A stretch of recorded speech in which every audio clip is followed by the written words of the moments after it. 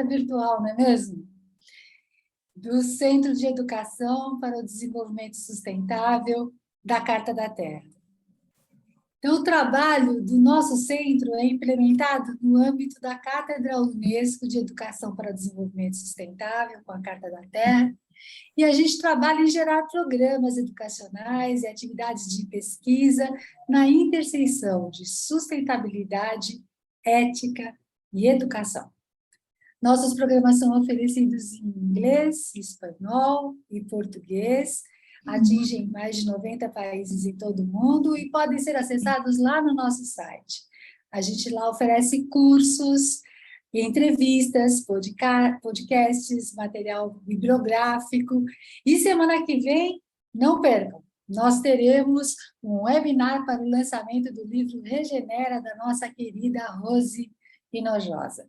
Vale a pena a visita, esperamos todos vocês lá no nosso site. Nesse ano, nosso Centro de Educação para o Desenvolvimento Sustentável criou o programa Masterclass, que oferece mensalmente em português, inglês e espanhol, masterclasses voltadas para assuntos e iniciativas inovadoras.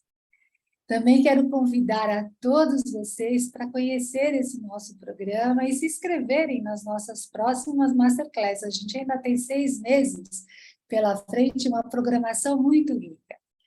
Visitem os nossos links para saber de tudo que ainda vai rolar por aqui. Aí eu peço para a Daniela colocar no nosso chat o nosso link. E também vou pedir para que vocês vão colocando aí no chat quem são vocês, da onde vocês estão falando, vão fazendo uma interação bem gostosa aqui para que essa nossa noite seja, além de muito produtiva, muito alegre. Bom, gente, quero apresentar para vocês, me coube essa honra hoje, hein? Apresentar a nossa convidada de hoje, que é a Denise Rios, que é diretora de sustentabilidade da Natura Co. da América Latina. Denise é formada em administração de empresas, ela tem pós-graduação em economia pela FIP-USP, gestão integrada de sustentabilidade na Fundação Dom Cabral, Sustainability Leadership Program pela Cambridge University, entre outros. Ela é também coautora do livro 4 Dimensões de uma Vida em Equilíbrio, que foi publicado em 2015. Atualmente, a Denise lidera a implementação da estratégia de sustentabilidade da Natura e realiza a gestão das metas de sustentabilidade para a América Latina, baseadas no compromisso com a vida, que é a visão 2030 do grupo. Ela possui mais de 30 anos de experiência no mercado financeiro, não se deixe enganar pelo rostinho de gente muito jovem, experiência tem bastante. E ela está na Natura desde 2019, hoje à frente do COI, que é o Centro de Expertise em Sustentabilidade, que é uma área estruturada para garantir que as estratégias e implementações da visão de 2030 sejam realizadas de forma transversal na atuação do grupo na América Latina.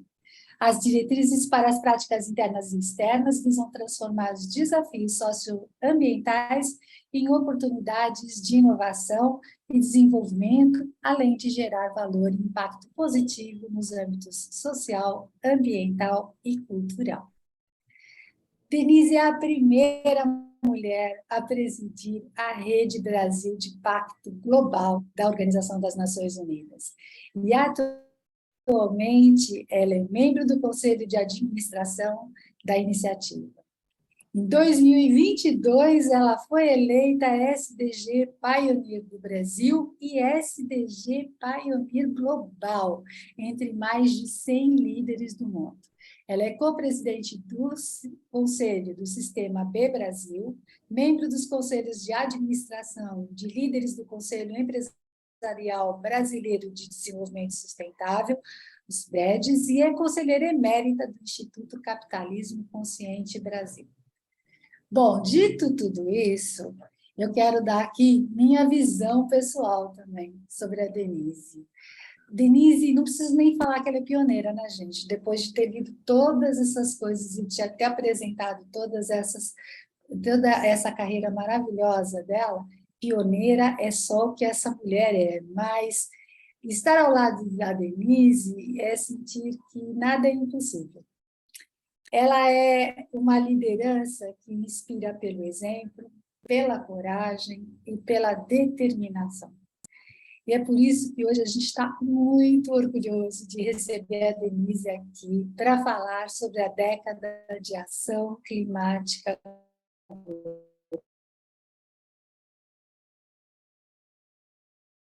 Nesse assunto, eu queria pedir para você, Denise, que dividisse um pouco conosco como você entrou para esse caminho de sustentabilidade e qual é o sonho que te move.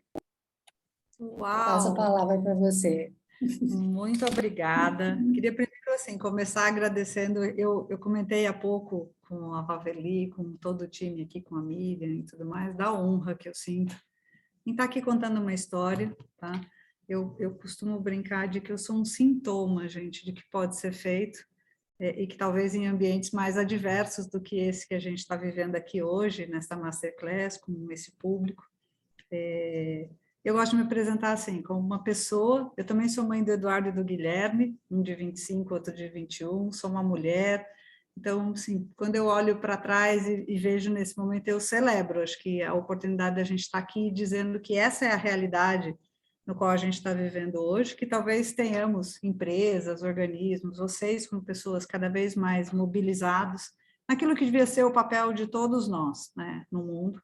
Fala, eu adoraria ter vindo no Mundo a Passeio, mas não vim, eu sou uma ativista, e inclusive tenho orgulho de dizer que o meu trabalho é também parte, eu consigo, através do trabalho, realizar, acho que essa transformação do mundo, da que a gente precisa, que é cada vez mais urgente, e agradeço imensamente a todas, todos que estão aqui hoje, e a oportunidade da gente estar aqui conversando com isso. Então, que seja uma conversa muito boa, um compartilhar de aprendizados e talvez uma forma de a gente engajar e mobilizar cada vez mais através do conhecimento, da experiência, das conversas, o mundo que a gente precisa construir e rápido, tá? Bastante rápido. Então, vou começar essa conversa aqui, Val e todo mundo, compartilhando um pouco dessa jornada, tá? E queria, assim, contar com muita interação de vocês, porque acho que o que mais me inspira em estar aqui compartilhar é também essa troca, esse ouvir do que pulsa no mundo, do que é a nossa necessidade, como a gente pode juntos aumentar cada vez mais essa rede. Eu gosto de mais do que SDG Pioneer, eu falo que eu me vejo no ODS 17, parcerias para implementação. Para mim, rede, o que a gente está vivendo aqui, é escala, né? Então, assim, falando, como é que a gente escala uma conversa como essa? Através de mais gente engajada e desse entendimento de como isso pode ser feito, tá bom? Então, muito obrigada de novo, vou compartilhar aqui só uma referência para vocês não ficarem só olhando para a minha face enquanto eu estou contando essa história aqui, tá bom? E depois estou ansiosíssima pela parte onde a gente conversa e onde a gente pensa como é que a gente pode ser a gente que mobiliza, né, para o mundo que a gente precisa e quer construir. Então, vamos lá, né? Aqui, vamos compartilhar a tela e me avisem se vocês estão vendo a apresentação, eu acho que eu paro de ver vocês nesse momento. Então, opa, comecei do lugar errado, gente. Opa, comecei do fim, olha que coisa mais. Então, vamos lá. Bom, então, a ideia aqui, primeiro eu queria contar um pouco, né, quem eu sou e de onde eu venho, né, onde eu estou hoje no universo. Então, eu estou hoje, né, como diretora, continuo sendo Denise Rios e estou diretora da Natura & Co. A Natura é uma empresa talvez um pouco mais conhecida para quem é expert em sustentabilidade ou para quem é brasileiro, mas é uma empresa hoje de cosméticos que tem sobre a sua holding 4 grandes marcas mundiais impulsionadas por um propósito comum. Então, as marcas são a própria Natura, que é uma empresa brasileira de 53 anos, ela é um ano mais nova que eu, tenho 54, então não se enganem pelo rostinho também, mas né, muita vivência aqui. The Body Shop, bastante conhecida no mercado internacional, uma marca icônica de beleza, conhecida inclusive pelo seu ativismo, assim como a Natura. Aesop, uma marca australiana, pouco conhecida dos brasileiros, mas bastante famosa na Ásia, enfim, nesse pedaço do mundo, e a Avon, talvez mais conhecida de várias pessoas, que se junta ao grupo a partir de 2020. Então, essas 4 marcas, elas possuem, hoje elas são impulsionadas por um propósito comum, tá? Que é justamente o nosso compromisso com a vida, né? O nosso propósito de empresas, de cada uma no seu diferencial, de mobilizar mais de 8 milhões de consultoras, tá? Cerca de 35 mil colaboradores ao redor do mundo, mais de 3,7 mil lojas, 40 bi de receita, 110 países, aqui mais 110 países, e mais de 200 milhões de consumidores. E a gente acha que, de verdade, a expressão dos nossos negócios, ela pode ser cada vez mais, além, né, do próprio propósito, uma fonte de mobilização. Né? A nossa razão de ser é criar e comercializar produtos e serviços que promovam o bem-estar, então a gente chama o bem-estar é a nossa relação harmônica conosco e com a vida que nos cerca, e o estar bem é essa interdependência nossa com todas as relações que acontecem, seja na natureza e na sociedade, essa relação harmoniosa, agradável do indivíduo consigo mesmo, com o seu próprio corpo, e essa relação empática, bem-sucedida, da gente, de indivíduo, com o outro, com a natureza do qual fazemos parte, com o todo. Eu gosto de trazer esse propósito, porque essa empresa, que hoje eu estou aqui com a honra de contar um pouco da história, é uma empresa que nasceu há 53 anos com um propósito que é um dos mais contemporâneos. Se ela nascesse hoje com esse propósito, ela talvez fosse considerada uma empresa hipermoderna, mas esse é o propósito que nos rege há mais de 50 anos. Então, assim, contando numa linha do tempo, que história eu venho contar aqui? Então, ela nasce em 69, ela passa desde o princípio de como alguns dos nossos marcos representam essa valorização, ela começa com a valorização da naturalidade como princípio dessa beleza e bem-estar. Beleza para nós tem a ver muito com equilíbrio, e acho que cada vez mais, a gente discute essa relação com o belo, nessa relação de interdependência e de equilíbrio. Foi uma das primeiras empresas a usar refil, a pensar em produtos, por exemplo, para bebês, para o nascimento da vida, supernaturais. Então, tem Cronos, por exemplo, em 86, fala do lançamento dessa beleza livre de estereótipos, ela sai de uma conversa de envelhecimento e muito mais propõe um cuidado consigo mesmo para todas, né? Inclusive assim, para idades como 70, 80 anos, que era uma coisa que era quase um tabu para a cosmética. E em 2000, acho que um marco muito importante que a gente vai até falar bastante hoje, começa a trazer a Amazônia como um lugar icônico no qual a gente estrategicamente decide que tem uma contribuição ou que vai incorporar na empresa, principalmente como parte dos nossos negócios, o nosso papel de criar produtos e de criar serviços, de desenvolver a Amazônia como parte estratégica desse ecossistema para o mundo e com uma nossa contribuição de trazer a sociobiodiversidade brasileira e da Amazônia como um fator fundamental de desenvolvimento. Eu vou falar bastante disso aqui, tá? Fora isso, acho que em 2007, a discussão bastante contemporânea de mudanças climáticas, do papel da empresa, do carbono que a gente gera, do impacto que a gente gera e como compensar, como ser neutra a partir de 2007. Enfim, o programa Amazônia Viva, que começa mais fortemente em 2011, e aqui, alguns dos movimentos mais atuais, que é o lançamento, a chegada no grupo. Então, hoje a gente é esse grupo mundial, a chegada da Avon e o lançamento desse compromisso, que nada mais a coisa mais importante é que ele não é um compromisso com sustentabilidade, ele é a expressão da nossa própria estratégia de empresa no mundo, e isto é muito importante. Não existe uma visão de sustentabilidade e uma visão de negócio. E acho que esse é o momento mais icônico pelo qual as empresas estão passando mais recentemente.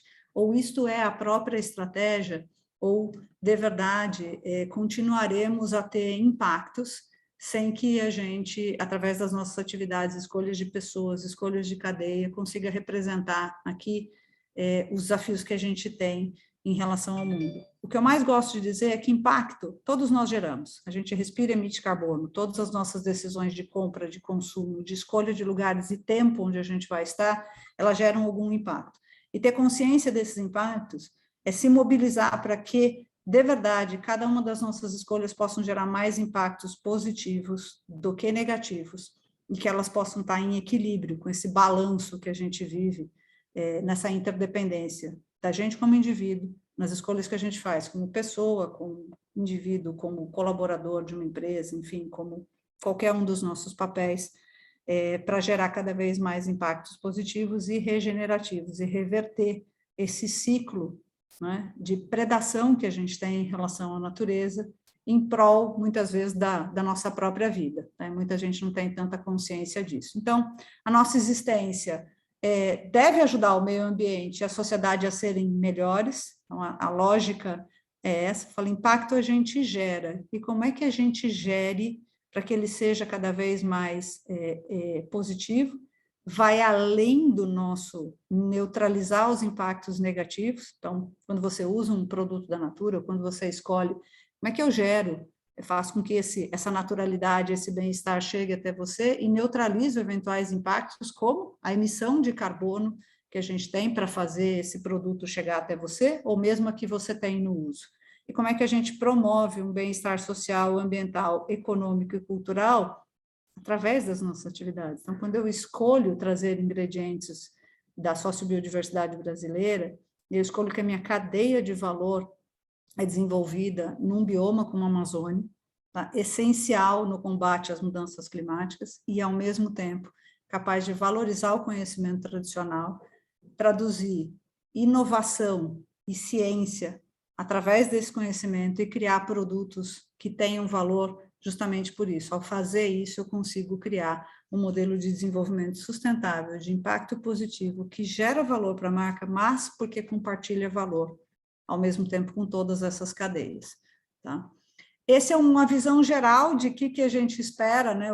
Qual a nossa contribuição para a Agenda 2030 do mundo. A gente carinhosamente chama essa nossa visão, essa nossa corporate strategy, né, de nosso compromisso com a vida, e fala que os objetivos das 4 empresas é serem melhores empresas para o mundo. O mundo não precisa de mais uma grande empresa, mas de verdade ele precisa de melhores empresas para o mundo. E ele fala de 3 grandes pilares, a gente vai se deter um pouquinho mais hoje, vou contar um pouco mais, esse primeiro pilar número 1, que a gente chama de enfrentar a crise climática e proteger a Amazônia, justamente por essa conexão ainda não tão percebida, tá? Mas que mais nos últimos 2 ou 3 anos a gente tem ouvido falar mais, da conexão entre a resiliência do sistema, o papel das florestas tropicais, e a Amazônia é uma das últimas florestas tropicais do mundo, a maior em biodiversidade, e no seu papel essencial para reduzir, né, os efeitos das mudanças de clima que todos nós já estamos sofrendo. Então, reduzir as nossas emissões de gases de efeito estufa, tá? E ter emissões líquidas zero, então até 2030 teremos emissões zero em todas as nossas atividades, isso é um senhor desafio, e através da Amazônia a gente vai mobilizar esforços coletivos pelo desmatamento zero, pela criação de mais cadeias, por quase direta e indiretamente através das nossas atividades, garantir no mínimo 3 milhões de hectares de florestas conservados ou regenerados, tá? E principalmente garantir que a biodiversidade e o compartilhar, né, o pagamento por serviços ambientais, a repartição de benefício, temas que são, como a gente reconhece e remunera, né, precifica e valora, inclusive, compartilha valor com as comunidades e com todos os públicos que estão envolvidos nessa geração de valor. Além disso, tem o pilar de direitos humanos, né? Como é que a gente defende direitos humanos como parte essencial dos nossos negócios, inclusive a partir dos nossos colaboradores, que basicamente passa por garantir uma maior representatividade e diversidade. Um dos compromissos é falar justamente sobre, nos próximos anos, até 2030, como é que a gente garante em todos os 110 países onde a gente está, que nas nossas lideranças a gente represente exatamente a demografia que existe nessas sociedades do qual a gente faz parte. A gente acredita que isso é a nossa fonte de inovação, é a nossa fonte de entender os dilemas nos quais as sociedades que a gente participa estão vivendo e como a gente pode representar através das nossas escolhas de negócio essas pessoas e esses desafios.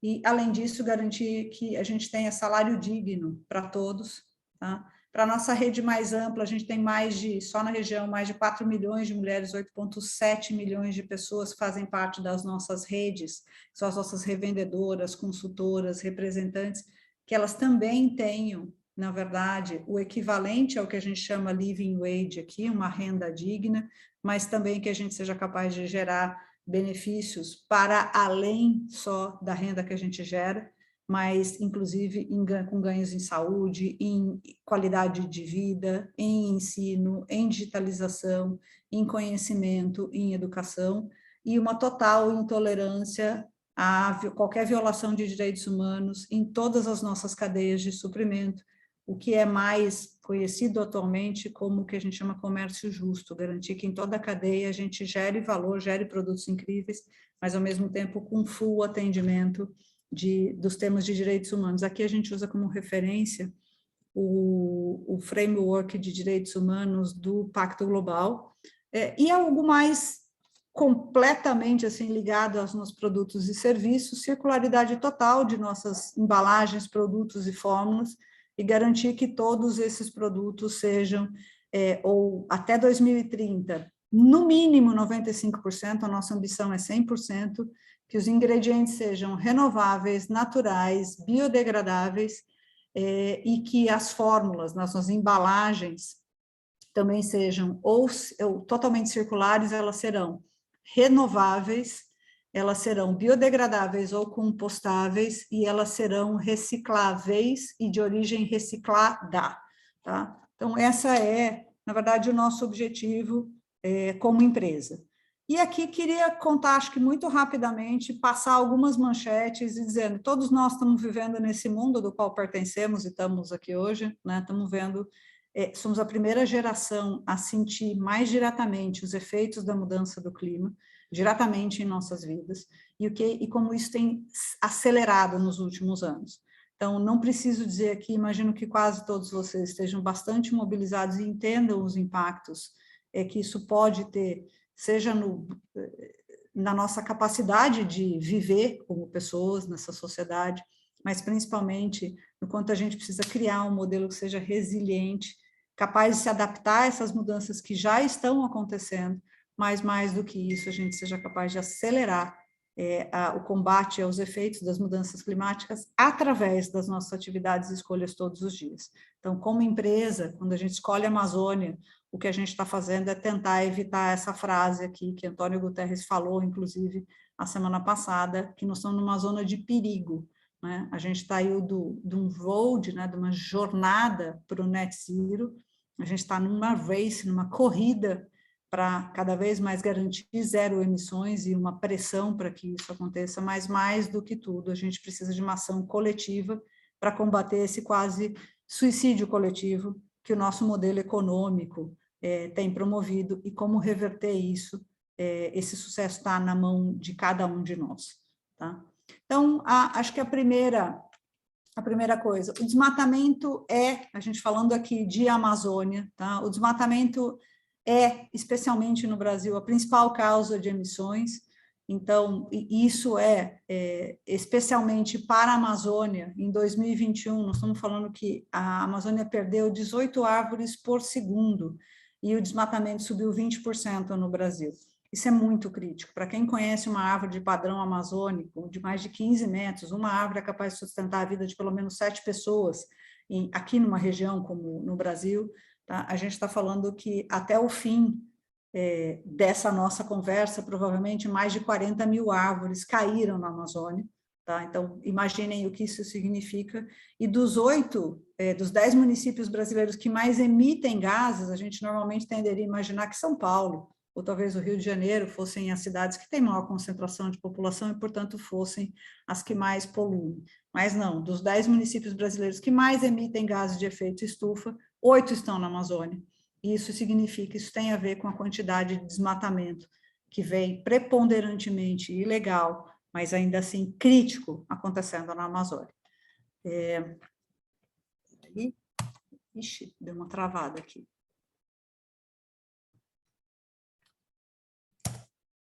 Então, a Amazônia se aproxima do ponto de não retorno. Então, como é que a gente age mais coletivamente e como a floresta passa a ser parte da nossa solução, tá? Isso parece bem intangível, mas é bastante real. Natura trabalha com a Amazônia como uma causa, tá? O que significa trabalhar com uma causa? O que é a região Amazônia e do que nós estamos falando aqui nessa aula? Para quem não conhece, estamos falando da Pan-Amazônia, então mais de 8,8 milhões de quilômetros quadrados, 78% ainda é floresta, 38 milhões de habitantes, 9 países, 86 línguas, mais de 860 dialetos, 6% da superfície do planeta, a maior biodiversidade do mundo. Então, uma vez, um pesquisador maravilhoso me alertou para falar, se a gente tivesse que definir, talvez de uma forma conhecida para todo mundo, o que está acontecendo na Amazônia, You Are Burning Mona Lisa. É como se a gente estivesse queimando a Mona Lisa por talvez ainda não conseguir valorar o que significa a maior biodiversidade do mundo, e a gente deixa ela queimar. Isso não significa que a gente, por fato de não saber valorar ainda, não significa que ela não tenha um valor icônico, histórico para o mundo. Então, ela regula o clima do planeta, ela é a maior bacia hidrográfica e floresta tropical do mundo, e 1/5 do volume de toda a água doce do planeta e da vida no planeta, tá? Portanto, que vem através da água, vem desse ecossistema, tá? São 100 bilhões de toneladas de carbono armazenadas, e cada vez que uma dessas árvores cai ou é queimada, essas toneladas de carbono voltam para a atmosfera e corrompem ainda mais a nossa capacidade de manter esse fino ecossistema à vida. Tá? E por que a gente decidiu a Amazônia? Porque, como aconteceu isso? Acho que todos vocês também já devem ter ouvido falar, na Eco 92, a participação, a chegada, né, quando o Guilherme Leal e quando, na verdade, os nossos fundadores estiveram na Eco 92, eles fizeram esse compromisso estratégico de que a Amazônia é um vetor-chave, tanto para o futuro do planeta, quanto para a sociedade, e como a gente poderia, como empresa, acreditar nesse potencial de promover, posicionar o Brasil como líder global de bioeconomia e na economia de baixo carbono, mas através da conservação da floresta. E foi aí que se inicia, né, nesses últimos 20 anos, o nosso programa da Amazônia, que é hoje quem faz todas as cadeias de biodiversidade que fazem parte dos nossos produtos. Então, como conciliar ciência, inovação e tecnologia com desenvolvimento econômico, regeneração, valorização do conhecimento tradicional. Vocês vão ver que eu vou contar algumas histórias de como alguns produtos desconhecidos para a maioria dos brasileiros e do mundo são capazes de gerar impactos e, inclusive, como a regeneração da sua própria pele através de produtos naturais. Então, um pouco da história aqui, né? Eu já trouxe, acho que um pouco disso. O que é esse programa dentro da Natura? Então, ele é um programa que direciona todos os nossos investimentos, 16,5% de tudo que está dentro dos nossos produtos, da embalagem até o ingrediente como um todo, vem da Amazônia, tá? Então, o programa da Natura para a Amazônia, ele fala dos nossos investimentos em ciência, tecnologia e inovação, que vem através do entendimento do pagamento, quase desse royalty, inclusive, que a gente paga pelo conhecimento tradicional e como isso nos inspira a criação de produtos icônicos, de como a gente estrutura novas cadeias produtivas, são 85 cadeias, tá? E mais de 47 bioativos, como a gente trabalha nesses territórios para garantir esse fortalecimento institucional, articulando parceiros, viabilizando e fortalecendo essas comunidades para que a gente crie cada vez mais desenvolvimento local e crie e impacte cada vez mais o nosso, não só o modelo de negócio, mas o desenvolvimento local. E aí, como resultados, a gente tem a criação desse núcleo de inovação da Natura na Amazônia. Então, uma das fábricas da Natura, um dos centros de desenvolvimento da Natura é em Benevides, no Pará, e a partir de lá a gente cria todas essas redes com instituições voltadas a aplicar a ciência, tecnologia e inovação através dos bioingredientes da biodiversidade brasileira, e a gente tem hoje 4 grandes territórios sustentáveis, 11 polos de sociobiodiversidade na Amazônia, para além de Brasil, inclui Colômbia, chegando agora também ao Peru, e tudo isso direcionado através da abertura e do conhecimento e do desenvolvimento dessas comunidades, como comunidades são capazes de gerar cadeias de fornecimento e desenvolvimento junto com a natura. Então, quais são esses compromissos que a gente tem e os nossos resultados, por exemplo, até hoje? Então, desde 2000, com esse comprometimento, a gente tem cerca de 8.100, 8.155 é o último número, de famílias dedicadas a esse trabalho junto conosco. O número de comunidades saiu de 27 para 40. A gente tem saímos em 2020, mais ou menos, em 2000 mais ou menos, de 2,8 milhões de pagamentos, né, de recursos para pagamentos por essas cadeias, para 22,4 milhões, e aqui um tema importante, repartição de benefícios é a remuneração que a gente faz pelo pagamento do conhecimento tradicional associado, que dá origem a essa inovação. Então, começou com 1,6 milhões de pagamento por esse conhecimento, que é como se fosse um royalty pelo conhecimento tradicional de uma ucubeira, de como se aplica, por exemplo, algumas dessas conhecimento tradicional que dá origem à pesquisa e à tecnologia, para 8,8 milhões.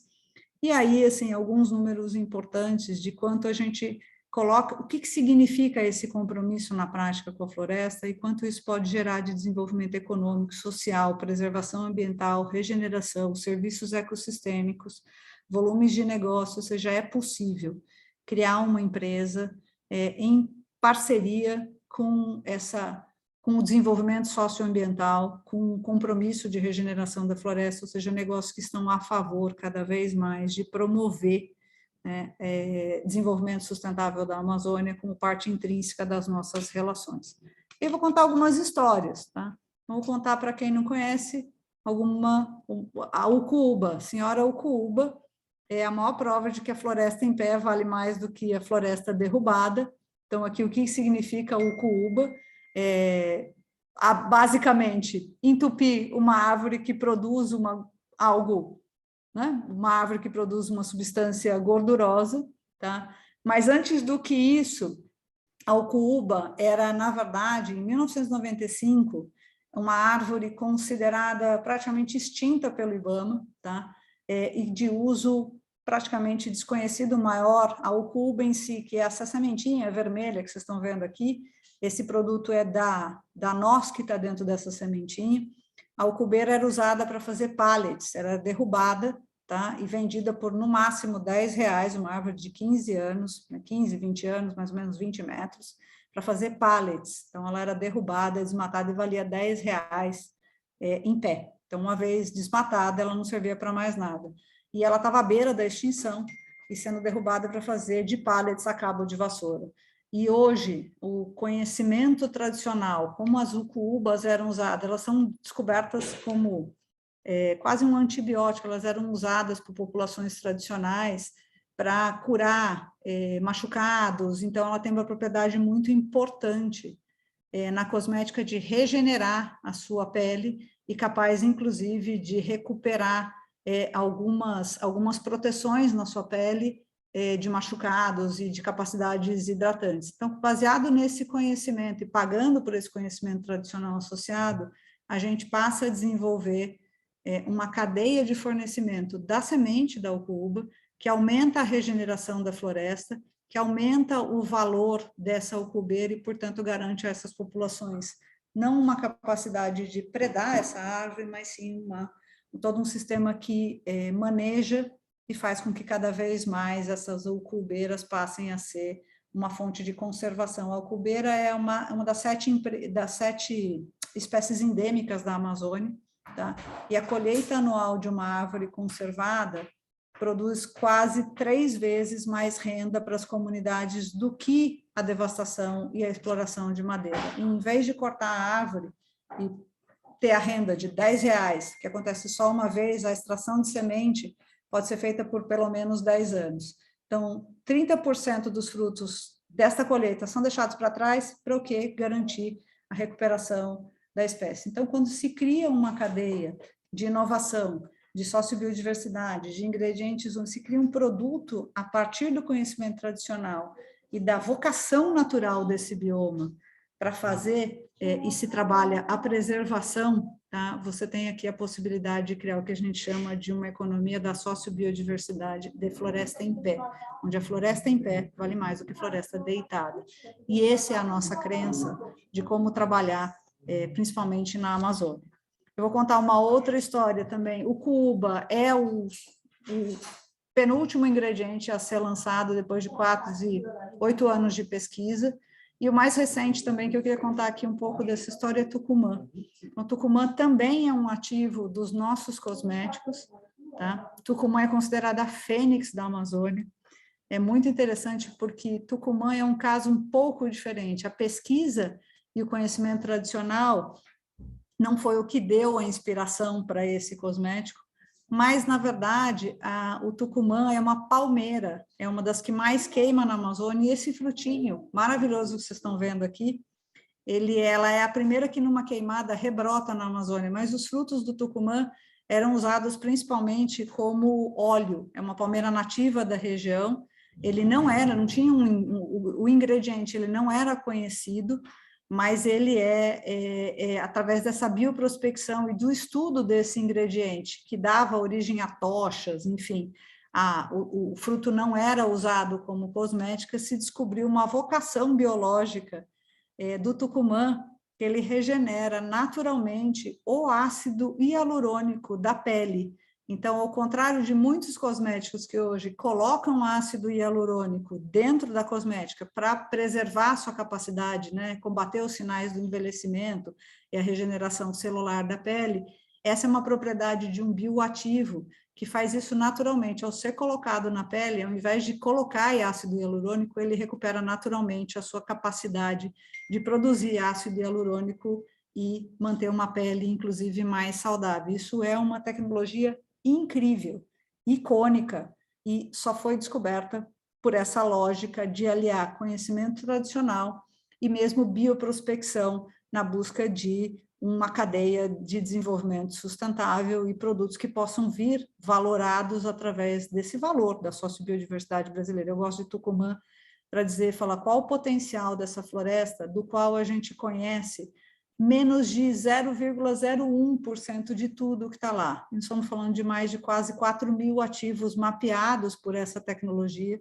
mas que tem um potencial incrível de desenvolvimento de cadeia através da vocação natural desse sistema, não de agricultura, não de preservação, não de devastação ou de substituição da cobertura florestal e de todos os serviços ambientais que ela presta, mas, pelo contrário, pela valorização desse ecossistema. E aqui queria contar um último caso, falou como é que a gente faz, né? Uma outra coisa, e falei quando a floresta está, e como a gente pode trabalhar em regeneração. Então, aqui eu vou falar também o nosso caso do SAF-Dendê, essa é uma das cadeias produtivas também na Amazônia, e ela vem de uma lógica de como usar, né, o óleo de palma, né, num cultivo sustentável que regenera, por exemplo, principalmente pastos degradados, criando uma agrofloresta. Então, como é que a gente simula, através dessa regeneração, uma floresta, do qual a gente pode fazer uma solução regenerativa para óleo de palma.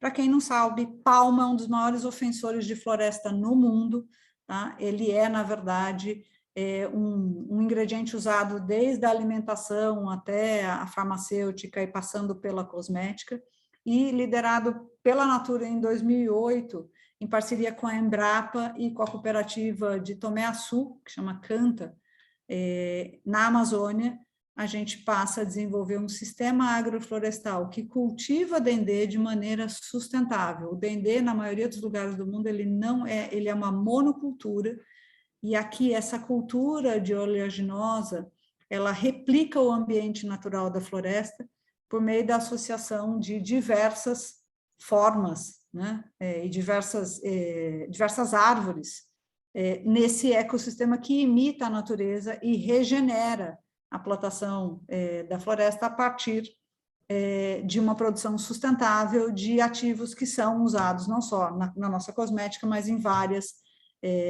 outros ingredientes. Então, aqui a gente tem andiroba, cacau, a gente tem feijão guandu, uma série de ativos, né, de árvores tradicionais dessa floresta, replicando esse sistema, aprendendo com a natureza, então, passando por tratos culturais que vão de manejo agroecológico, totalmente orgânico, sem produção de agrotóxicos, replicar a natureza, usar a natureza como inspiração, e hoje ele produz um dos principais ingredientes da Natura para um ativo novo, que é a nossa produção de cosméticos em barra, atestando que a viabilidade técnica e comercial de uma solução regenerativa como essa é não só possível, como uma das melhores contribuições na geração de regeneração de floresta em pé, com valor econômico para as populações que lá vivem e como alternativa à monocultura e à devastação das florestas para a produção de comida, enfim, e de ingredientes sustentáveis. Um outro caso que eu queria contar um pouco também, falar como é que a gente faz, né? Então, esse primeiro olhar sobre a Amazônia, como é que a gente produz em conjunto com a Amazônia, gerando investimento e tecnologia e, ao mesmo tempo, compartilhando valor com essas populações que são, de verdade, a resiliência do nosso modelo.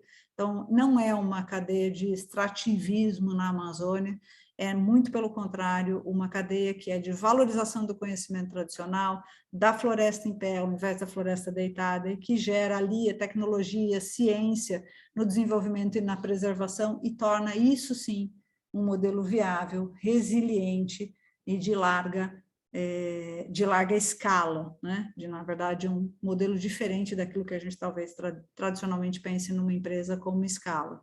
Além disso, a gente tem trabalhado mais ainda uma das vocações naturais dessa floresta, que é a captura de carbono, que é esse outro pagamento, né, resultado ambiental, pelo serviço que essa floresta presta, de verdade, a todos nós, e o desenvolvimento do primeiro projeto de pagamento por compensação de carbono dentro de uma cadeia produtiva. Então, pelo serviço ambiental que essa empresa, que na verdade, essa empresa não, que essa cadeia nos presta, ou na verdade que essa floresta nos presta, a gente desenvolveu um sistema onde a gente remunera essa família de pequenos agricultores não pela compra de insumo, que é diferente dos exemplos, por exemplo, de Tucumã e de Cuba que eu contei, e pela repartição de benefício, mas pelo serviço de conservação ambiental.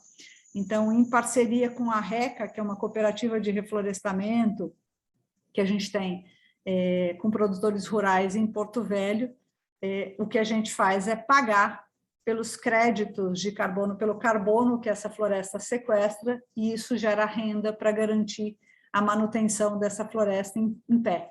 Então, com isso, a gente reforça não só a economia, o quanto é viável economicamente conciliar essas atividades produtivas com a manutenção da floresta em pé, mas mais do que isso, agrega valor ao não desmatamento, ou seja, à preservação da floresta. Isso faz com que a gente tenha nessa região, por exemplo, o desmatamento na região é cerca de 2,5%, 3% do total das propriedades, nas regiões onde a gente faz esse pagamento por esse carbono circular, né, e que faz parte, inclusive, das nossas compensações das emissões que a gente não consegue evitar, com que essas pessoas sejam remuneradas e garantam que o carbono continua sendo sequestrado e a floresta continua em pé.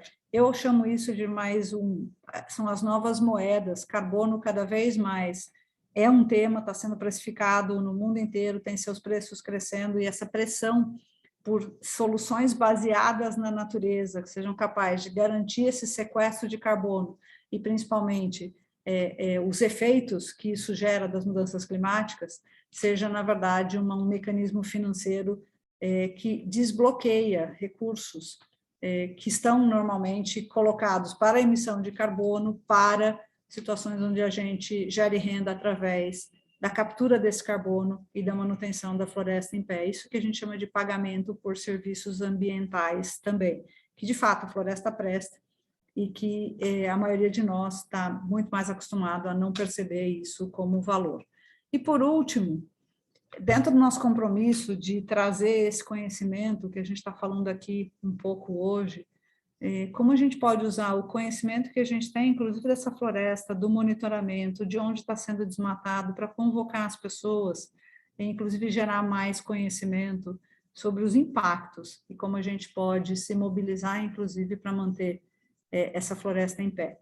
Tá? A gente lançou recentemente, ano passado, um portal que se chama Plena Mata, e que a gente chama de Unir Forças pelo Fim do Desmatamento na Amazônia. Ele é um portal que busca cada vez mais traduzir online, a qualquer hora você pode olhar quais são os principais focos de desmatamento, a gente usa para o rastreamento das nossas operações, a gente usa para gerar conhecimento, a gente usa, inclusive, para entender o impacto do desmatamento, mas, principalmente, ele acompanha em tempo real, não só o desmatamento da Amazônia, mas também em parceria com o MAP Biomas, com a InfAmazônia, com o RecLab, a gente se soma para contar não só as árvores derrubadas, mas principalmente os conteúdos informativos em uma linguagem acessível, democrática sobre o tema, para chamar a atenção das pessoas sobre o problema e como se mobilizar no combate ao desmatamento. Então, num mundo onde se fala muito do desmatamento, mas é muito difícil entender essa conexão entre o desmatamento e os efeitos que a gente tem, e da importância e da capacidade de gerar soluções, ao invés só de, talvez, entender o problema, a gente criou esse portal com uma ambição muito maior de compartilhar esse conhecimento e de mobilizar cada vez mais e mais pessoas em torno do que a gente chama uma Amazônia possível. Tá? A gente não precisa desse desmatamento, muito pelo contrário, o desenvolvimento desse bioma, de acordo com a vocação, a tecnologia, o conhecimento tradicional e as comunidades que lá vivem, tá? É essencial, mas mais do que isso, é não só viável, como talvez a melhor alternativa de transformar esse bioma não em um problema, em sim uma fonte de atração de recursos, preservação e desenvolvimento de uma nova bioeconomia de regeneração de floresta em pé, com valorização de um conhecimento tradicional, que é o que a gente tem lá, e a gente transforma cada vez mais em parceria e em conhecimento associado.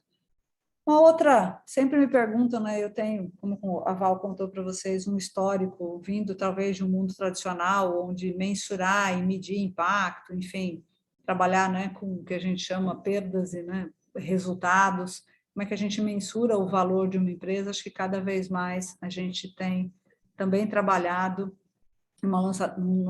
como mensurar e ajudar no dia a dia a valorar adequadamente, né, o que a gente chama impacto integrado. Então, quando eu tomo uma decisão, se é rentável, se é viável, se é possível criar um cosmético novo, ou, enfim, uma empresa como a Natura, e como é que eu mensuro nessas decisões, não só as nossas receitas, os nossos resultados, mas os impactos que a gente gera e como é que isso ajuda a gente a tomar melhores decisões. O ano passado a gente divulgou a público o nosso perdas e danos, né, que a gente chama Profit and Loss, PNL para quem é de finanças, integrado. E o que é isso? É uma metodologia que mensura não só os resultados de negócio, mas os impactos do ponto de vista de capital humano, social e natural, e qual é, na verdade, o nosso desempenho financeiro, mas principalmente o impacto, o valor que a gente gera na sociedade. Uma das coisas que eu mais gosto, está aqui o link para você, depois se alguém precisar, também posso mandar, a gente compartilhar esse conhecimento, essa educação e como isso pode ser aplicado em qualquer empresa, qual foi a jornada que a gente fez e a que dados a gente chegou, para que qualquer empresa, associação, enfim, universidade possa usar isso para acelerar essa nossa valoração dos impactos que a gente tem no negócio e, consequentemente, melhores decisões, inclusive de empresa. Só para a gente, por que a gente fez isso? Falar para cada R$1 de receita que a gente gera, as nossas atividades deixam o quê de impacto social e ambiental, positivo ou não, na sociedade? Aqui alguns números do ano passado. Então, as nossas parcerias com comunidade mostram que a cada escolha de compra de ativos, que eu invisto, cada R$1 que eu gasto em compra de ativos, como uma Ocoúba, um Tucumã, tá? Eu deixo de retorno, eu gero um valor equivalente a R$8,6 nessa comunidade. No carbono, que eu dei o exemplo aqui recentemente, por exemplo, o Inset, tá? Esse programa de carbono neutro no Natura, cada R$1 que eu pago, né, por esses créditos de carbono, ele deixa de valor equivalente a 40 vezes esse R$1 naquela comunidade. Tá? E nas nossas consultoras, até porque as nossas consultoras são um impacto importante, a nossa rede de relações, como a gente chama, tem um impacto muito importante no desenvolvimento econômico dessas próprias pessoas e das sociedades onde a gente faz parte. Para cada R$1 que a gente deixa o equivalente de 1,6 em retorno dessa venda de produtos e serviços nas redes dessas consultoras. Então, para cada R$1 de receita que a Natura gera, de lucro, ela compartilha o equivalente a, no mínimo, 1,5 de impacto socioambiental positivo em 2021. Tá? Por que esse número é importante? A cada vez que eu escolho que eu vou desenvolver uma cadeia, eu posso simplesmente olhar para quanto, né, de valor eu posso gerar comprando essa alcubeira, esses ativos que a gente tem falado nesses lugares, nessas comunidades, essas 86 comunidades que a gente tem na Amazônia. Mas o mais importante é que talvez entre escolherem um ativo cosmético e uma perfumaria, onde eu só compro a cadeia de valor ou pago também por repartição de benefícios, a gente pode entender que talvez estrategicamente, tanto uma perfumaria possa gerar melhor resultado para nós, como ela compartilha muito mais impactos positivos. E entender, né, não só o custo, mas também o seu impacto. E como a gente pode tomar melhores decisões no dia a dia de negócio é que faz com que a gente tenha uma transformação intrínseca no modelo de negócio, uma transformação interna, que eu use esses dados para tomar melhores decisões. Aquilo que pode ser valorado, embora muitas vezes ainda não tenha valor, simplifica a nossa decisão todos os dias nos processos de que produto eu vou escolher, que mercado eu vou crescer, e, enfim, como é que eu gero para cada R$1 de receita, tá? Mais resultados e mais impacto. Lembrando, como eu falei lá no início, o valor de uma empresa hoje pode ser dado pela valorização do seu capital, ou, enfim, pelo valor da sua própria ação. Mas o quanto a gente compartilha de valor, à medida que a gente gera valor, é o que garante a resiliência desse modelo. Então, de verdade, durante a pandemia ficou muito claro, por exemplo, entre os inúmeros exemplos que eu dei aqui, o quanto, quando você compartilha valor, você permanece na escolha das pessoas e, portanto, você é capaz de gerar muita resiliência nesse modelo, inclusive em situações críticas, como a gente tem vivido na pandemia, enfim, de morte, enfim, de todos os problemas que a gente coletivamente viveu. Mas isso garante que a gente permaneça na escolha dessas pessoas, porque a gente gera valor e não preda valor. Tá? Então, esse entendimento e essa nova fórmula de avaliar sucesso, como a gente está falando aqui, é uma das nossas formas de aplicar conhecimento, compartilhar valor, mais do que isso. Toda essa jornada que a gente fez aqui, deixar disponível para que pessoas possam cada vez mais utilizar isso, seja nas empresas ou até como inspiração das suas próprias atividades. Então, o que eu queria rapidamente assim, contar, tentei ser o mais rápida possível, mas dizer do que através assim, do meu conhecimento, né? Vocês ouviram falar um pouco sobre mim, a gente consegue, junto com os times, mudar esse parâmetro de empresa, de avaliação, para além daquilo que é óbvio, né? Da contabilidade tradicional, do resultado financeiro, para pensar em cada vez mais resultado, né, de output, outcome e impacto como parte das nossas decisões.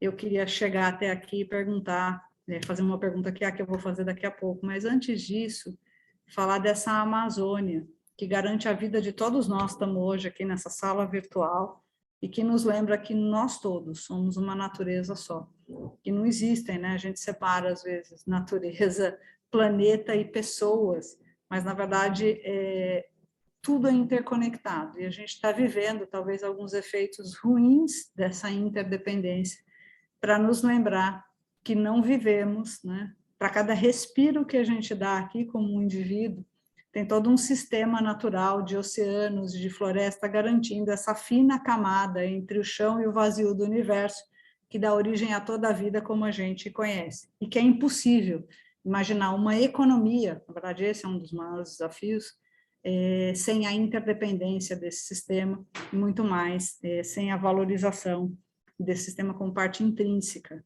né, do nosso dia a dia. Então, não existe vida sem esses ecossistemas que dão origem a toda essa vida. E é por isso que isso é essencial em todas as atividades econômicas. Acho que a Natura é um exemplo, queria colocar aqui um exemplo de que pode ser feito, e que mais do que isso deve ser feito, e que essa talvez seja uma das respostas nesse caminho da gente viver em equilíbrio com o uso dos recursos naturais e mesmo das atividades econômicas que são mais normais em uma empresa.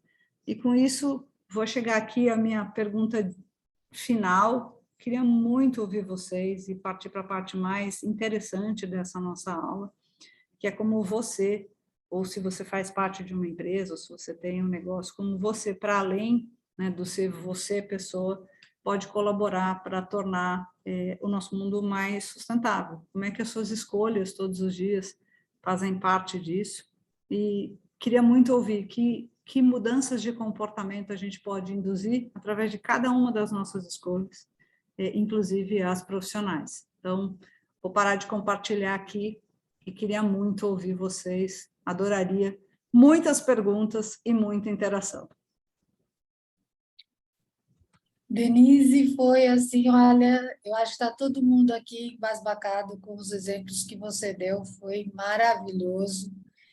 E antes da gente ir para as nossas salas, para a gente refletir sobre essa tua pergunta tão importante, eu queria te pedir, de fazer uma provocação, aí eu sei que você sabe muito dessas experiências, para você contar para a gente um pouco da mudança de vida que esse projeto trouxe, que todos esses projetos trouxe na vida das pessoas que vivem na Amazônia, né? E de como que a Natura tem ajudado a organizar as cooperativas, né? Porque, assim, pelo que eu sei, não é simplesmente chegar lá e pagar pela coisa, né? Tem todo um trabalho feito que eu acho que é muito importante a gente trazer aí para o nosso público.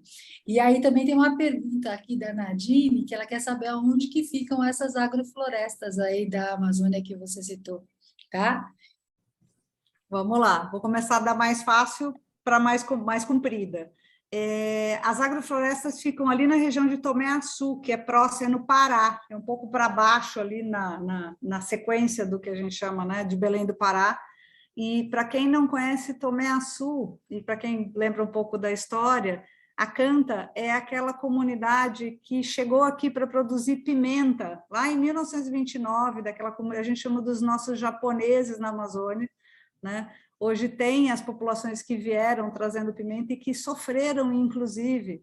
Eu aprendi com eles falam do valor de uma agrofloresta, porque ele fala, quando a gente faz uma monocultura, palma era uma monocultura, especialmente de espécies exógenas da floresta, a gente aprende com a floresta que a vocação natural desse bioma não é essa, e que o risco que a gente faz quando a gente escolhe uma espécie só é gigantesco. A floresta nos ensina o valor da biodiversidade. E hoje, na verdade, essa lógica de mimetizar, vamos lembrar que a agricultura, gente, é toda baseada na nossa inspiração de sistemas florestais, tá? Mimetizar essa floresta e produzir em equilíbrio é a melhor garantia da resiliência e não o contrário, né?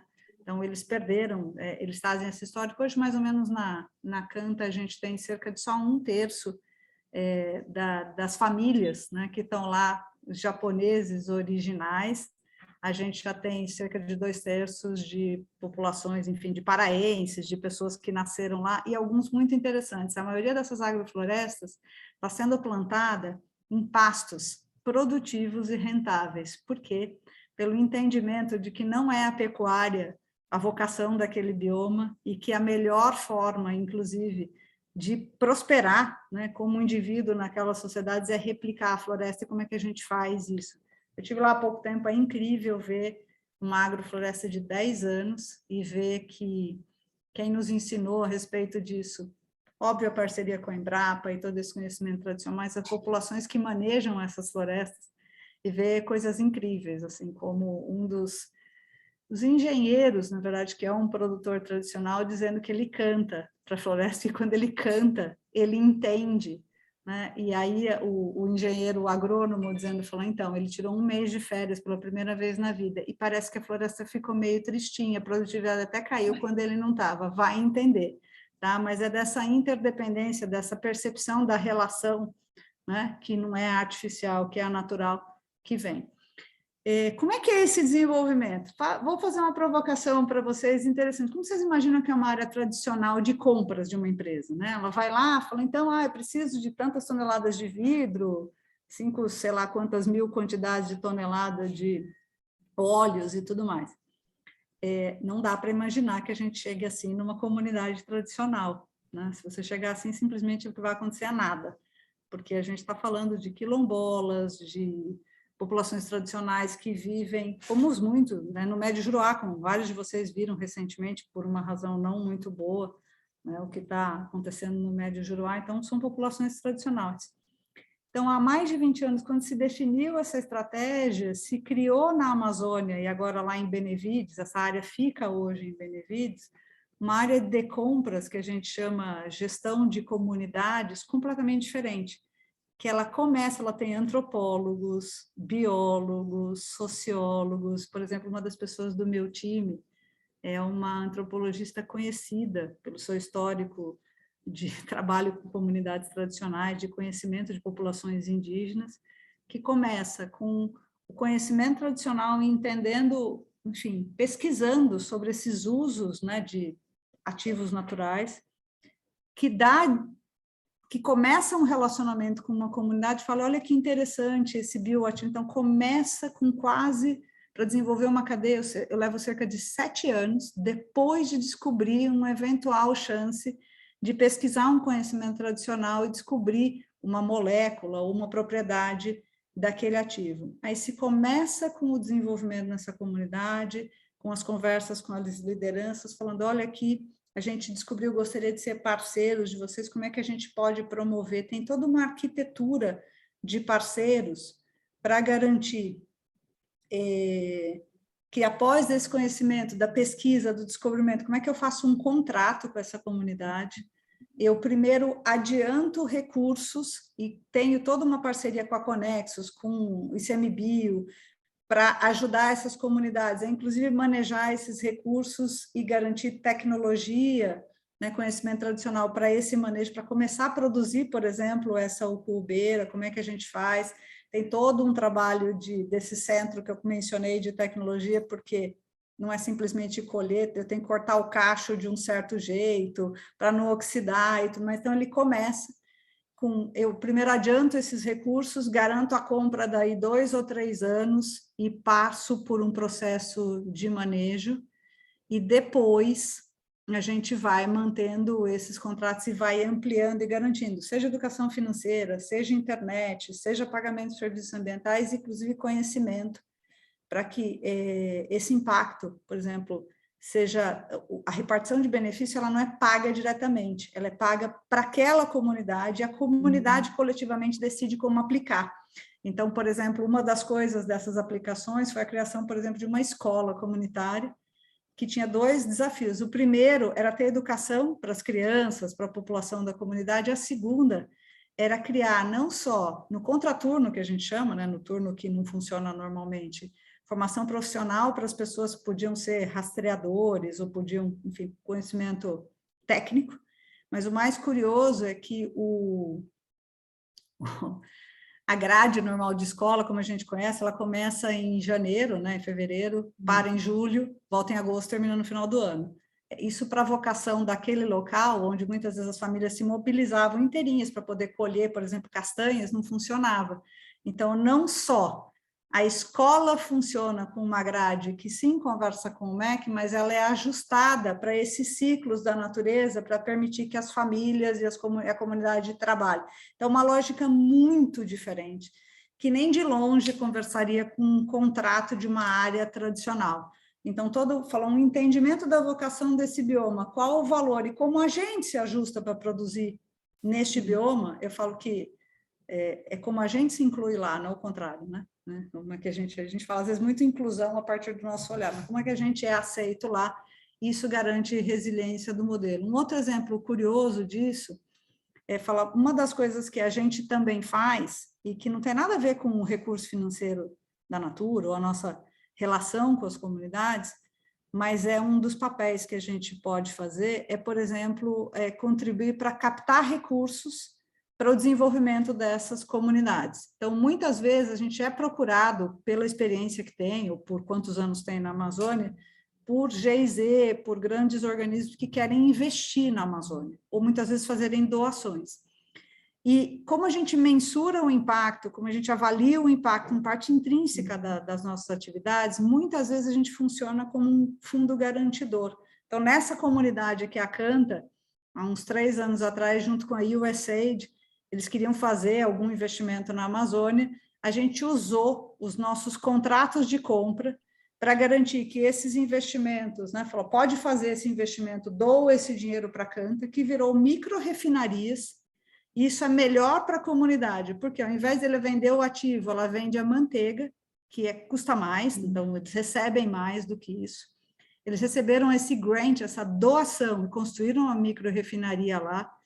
Para mim também, para nós como empresa é melhor, porque a manteiga é estocável, a castanha não, então eu pago mais, mas tenho valor agregado. E, de verdade, esse recurso nem passou por nós, mas ele garante uma melhor resiliência do modelo, e o que garantiu para a USAID que ela aplicaria os recursos na Canta foi a gente dizer, pode fazer, porque a gente mede o impacto, então eu posso divulgar para você, e a gente tem garantia de compra nessa comunidade, ou seja, essa micro-refinaria tem toda a garantia de que ela vai funcionar, de que ela vai ser produtiva. Então, às vezes, muitas vezes, esse papel não tem nada a ver com capacidade de gerar resultado, desenvolver cadeia, mas sim de ser esse ator, junto com essa comunidade, que cria uma cadeia, mas através da prosperidade. É completamente diferente de qualquer coisa que eu, pessoalmente, já tenha vivido em vários lugares de negócio que eu participei. Mas é uma lógica muito, muito interessante. Então, hoje, um dos problemas que a gente, não é que não tem, mas tem menos, eu não tenho um problema de garantia de fornecimento na Amazônia, porque eu tenho entendimento de que não dá para virar para o murumuru e falar, vendemos mais, agora o que eu faço? Espreme o murumuru para dar mais? Não, a gente tem que, não é sobre compra e venda, mas um entendimento de como esses ciclos funcionam, e muito mais de dizer, murumuru tem um aspecto único para o seu cabelo, para quem não sabe, é capaz de regenerar a fibra capilar naturalmente, tá? Mas não dá para combinar com a floresta como é que nasce murumuru, ou como é que aumenta, ou se aumenta, faz murumuru na floresta inteira. Então, da valorização desse ativo do lado de cá, eu crio um ciclo único que produz esse movimento na floresta, que cria cadeias agroflorestais com as pessoas, mas em equilíbrio, porque eu tenho que fazer isso muito antes, eu tenho que plantar esse relacionamento para que a gente possa criar essa cadeia de fornecimento, que é hoje um dos valores para a Natura. Então, quando eu falo disso para você, só falo porque dentro desse pote de murumuru vem uma comunidade inteirinha em mais de 10 anos de relacionamento, de contratos que respeitam esse valor e que colocam, inclusive, a mentalidade da empresa para funcionar a favor da floresta e não contra. Né? Então, como o Norman fala, eu quero vender mais 1 bilhão de ucuúba, falar, não dá, não é ucubeira, não é açaizeira na floresta inteira, tem lugar, tem hora, e aí fala, qual é o potencial disso? Qual é a próxima ucuúba? Qual é o próximo tucumã? Qual o valor dessa biodiversidade? E como é que eu garanto que se eu compartilhar valor, sempre terei geração de valor. Se eu fizer o contrário, se eu predar, eu estou cortando, na verdade, a própria lógica do negócio na cara. É uma mentalidade muito mais, eu chamaria de contemporânea, tá? Sobre como fazer negócios. E ele usa de uma coisa pouco conhecida nas empresas, eu falo que dos cientistas sociais, como parte intrínseca da nossa lógica econômica. Lembrando aqui, pequeno detalhe, que a economia é uma cadeira de humanas, não é uma cadeira de exatas. Tá? Então, assim, só para a gente lembrar do que a gente está fazendo aqui, falei de novo, gente, impacto. A gente gera, falo assim, eu brinco com as pessoas, falo, você respira, emite carbono. De onde vem o ar que você respira? Fala, tem um sistema natural, uma tecnologia, a gente não está acostumado a chamar uma árvore, uma floresta de tecnologia, mas ela é uma das tecnologias mais eficientes, tá, que eu conheço, para capturar carbono e gerar benefícios, tá? Porque para cada um de carbono ela tem transpiração, regulação de temperatura, e fala, e se você não é uma pessoa que ainda nega efeitos de mudança climática, esse conhecimento, né, de quanto a nossa vida depende desses sistemas e quanto não dá mais para ter uma economia ou uma empresa que opere contra isso, ou escolhas nossas que operem contra isso, você tenta ter uma ideia inteligente de nariz tampado, que é o que você deveria fazer se esse ecossistema não funcionar, tá? Sem ar, a gente não prospera em alguns minutos, essa aula acaba no máximo em 10 minutos, se a gente não conseguir respirar. Um outro serviço ambiental que essa floresta e os oceanos também prestam é a água, né? Então, fala assim, então tá bom, tenta viver um dia sem água, você não consegue, a gente morre em menos de 24 horas, pior das hipóteses, 48 horas se não tiver água. É um segundo serviço ambiental essencial. E fala, se não for pelos dois primeiros, a terceira é comida. Né? Então, assim, isso significa a capacidade de uma árvore produzir café e todas as coisas que a gente, né, vive no dia a dia, e sem comida a gente morre em 48, 72 horas no máximo, tá? A gente falece como sistema. Então, quando a gente pensa em planeta, a gente às vezes esquece que tudo é interconectado, mas para que a respiro que a gente tem um sistema natural promovendo esse equilíbrio. O que hoje a gente tem vivido é quase uma cegueira, como se os efeitos das nossas escolhas e das nossas atividades não tivesse atentando contra isso. Uma das cenas mais, eu vou chamar de divertida na falta de uma palavra mais elegante, que eu vi foi o T-Rex abrindo a COP e falando, eu fui extinto porque um meteoro caiu aqui nesse universo, mas vocês estão extinguindo a si mesmo. Né? Para a gente lembrar, né, nas falas, né, da Carta da Terra e da Mãe Natureza, que fala os meus 5 minutos de Gaia, né? Fala, a gente está em um equilíbrio muito fino, muito fino. E é esse sistema que sustenta toda a vida. E a gente deveria ter cada vez mais consciência, é papel de cada um de nós promover essas escolhas mais conscientes e trazer esse conhecimento para cada um de decisão que a gente tem, a gente era um de impacto.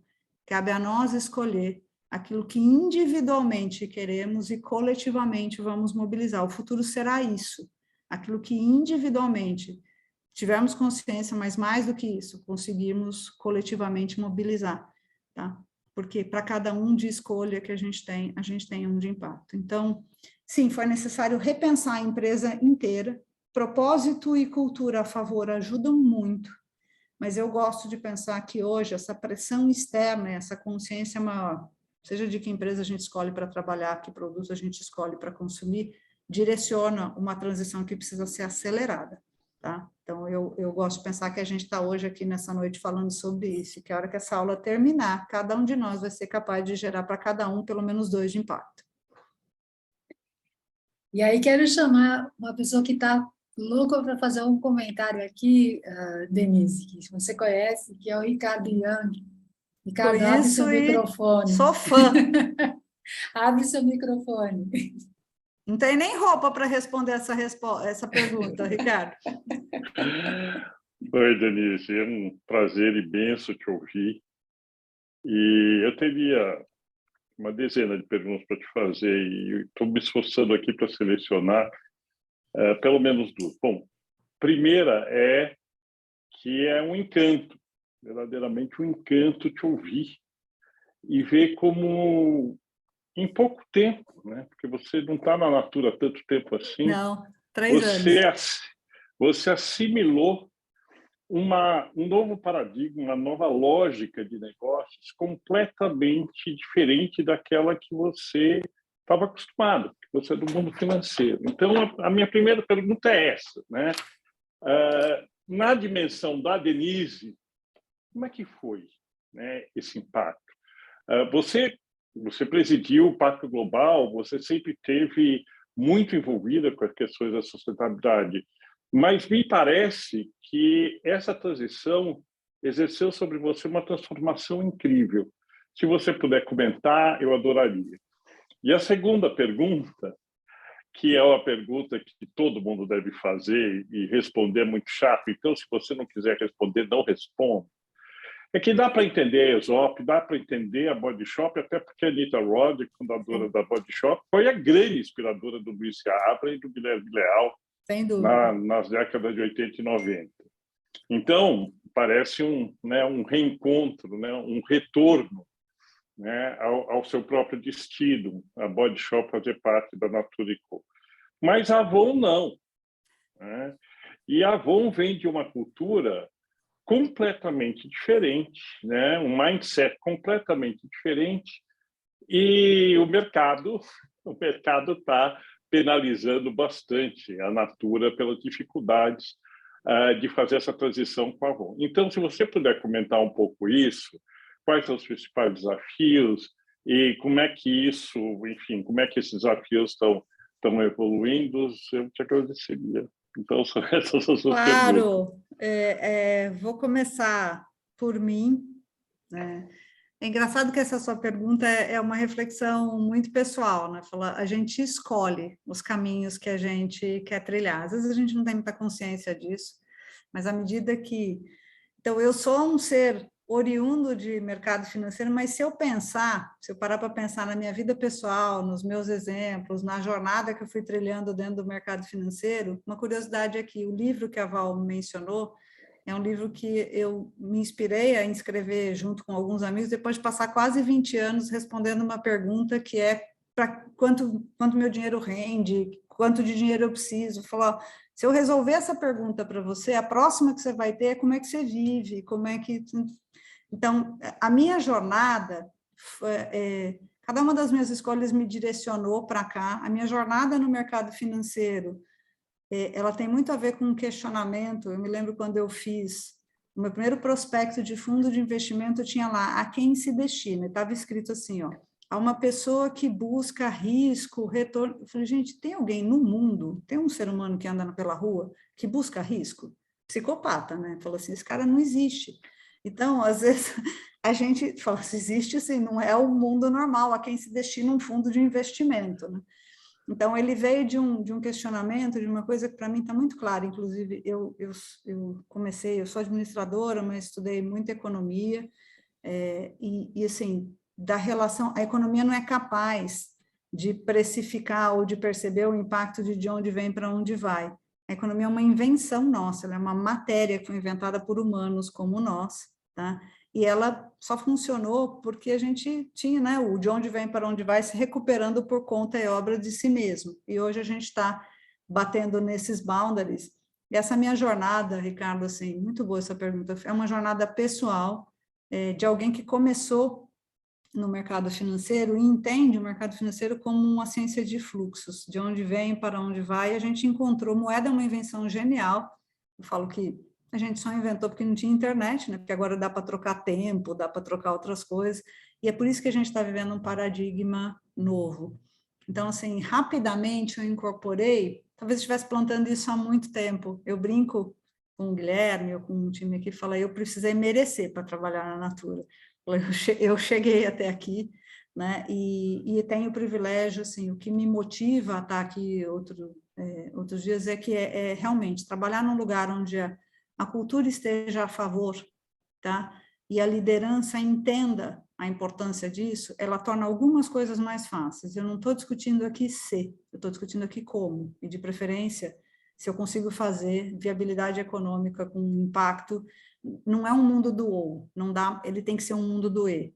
E, assim, todo o conhecimento, toda a tecnologia que talvez eu tenha desenvolvido no mercado financeiro me ajuda a criar aí na interconexão entre as ciências, na economia, a saúde, o bem-estar, mecanismos que facilitem tomadas de decisão que sejam realmente coerentes. Eu falo que não a gente fala muito sobre o sustentável, né? Sobre o mundo do oil, é rentável ou sustentável? Já te levando um pouco para a primeira pergunta, não tem isso, não consigo imaginar algo que seja rentável e não seja sustentável.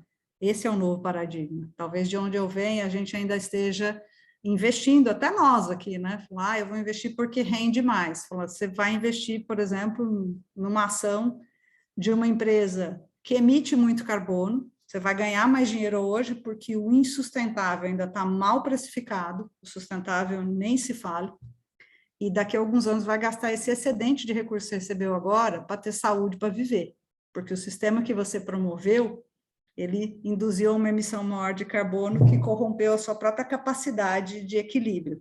Então, um pouco dessa lógica, que inclusive está no mercado financeiro, eu tenho o orgulho de dizer que tem dias que 10 anos atrás, se me perguntasse se eu achava que esse mundo de ESG que a gente está vivendo hoje ia acontecer, eu ia falar que sim por convicção.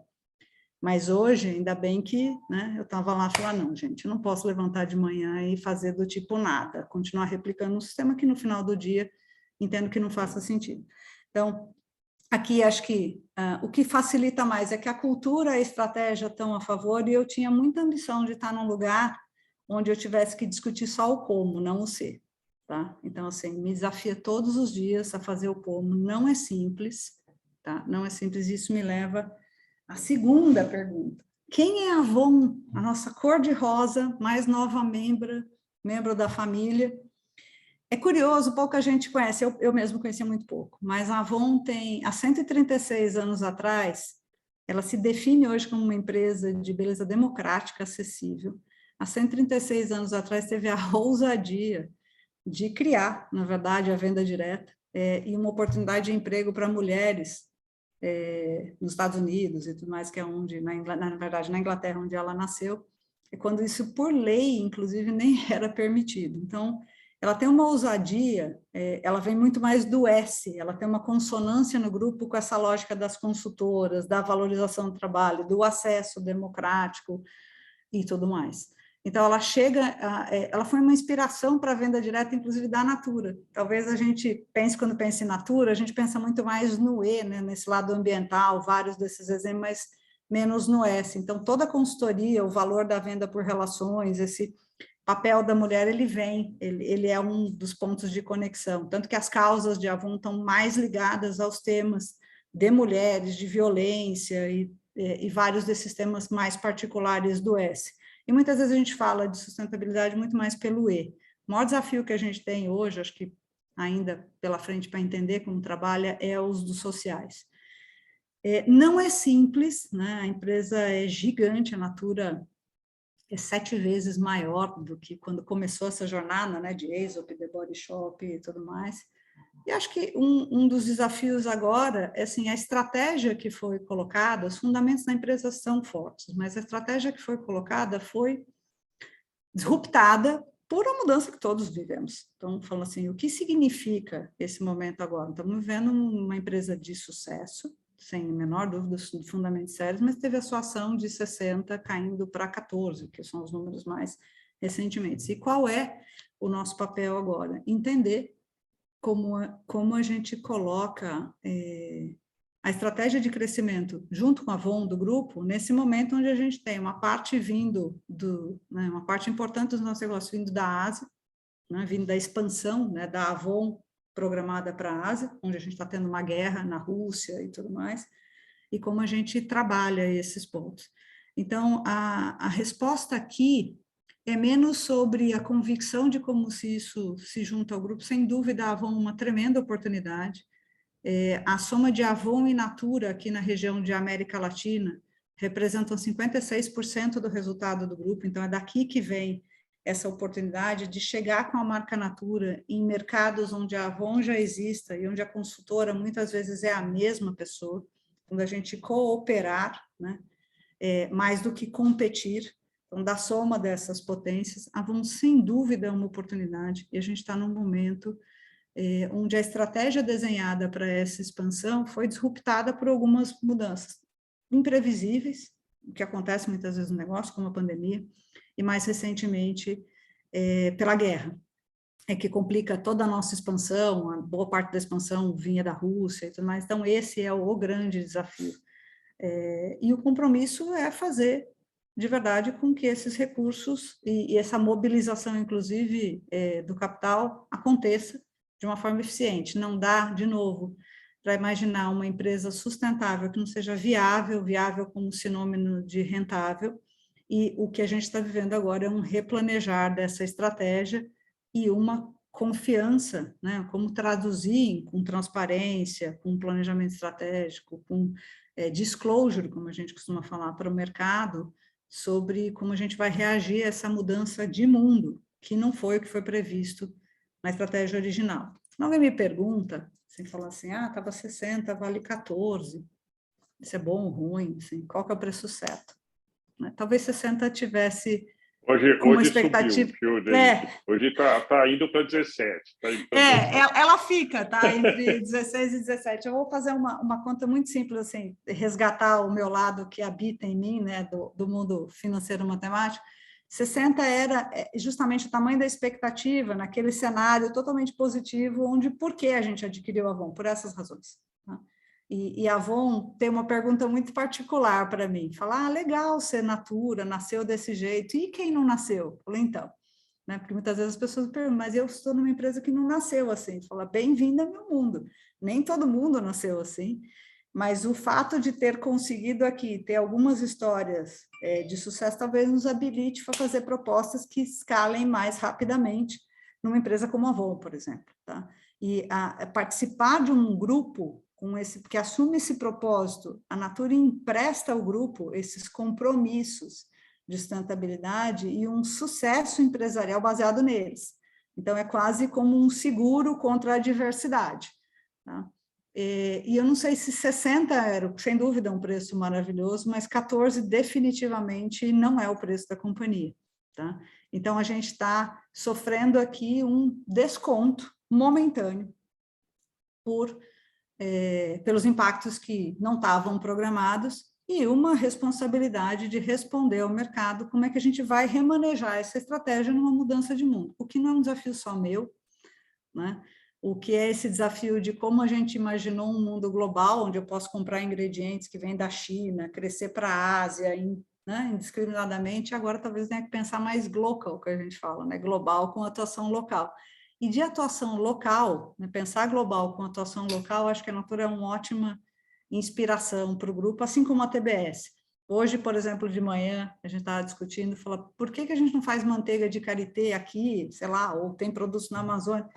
Fala, essa é uma das variáveis do problema. Podemos fazer aqui, do ponto de vista de carbono, é bom. Entretanto, existe um compromisso histórico da The Body Shop, que manteiga de karité desenvolve aquelas comunidades lá na África. Então, não teremos manteiga de karité na Amazônia, porque essa é de uma outra escolha estratégica. Então, enfim... Eu acho que esta mentalidade, né, eu vejo todo dia, falar quanto deu de margem? 20%, 30%, isso que eu falo. Então, as 3 perguntas que me cabem são: reduziu a emissão de carbono? Tem resíduo no universo? Aumentou a renda da consultora? Se não bateu essas 3, não foi bom. Então, porque falar não dá para imaginar mais sucesso, parâmetros de sucesso onde só o retorno funciona. Por quê? Porque daqui a pouco não teremos talentos aqui, não teremos comunidades fornecedoras, não teremos murumuru, não teremos karité, se não tivermos nada disso, não tem empresa.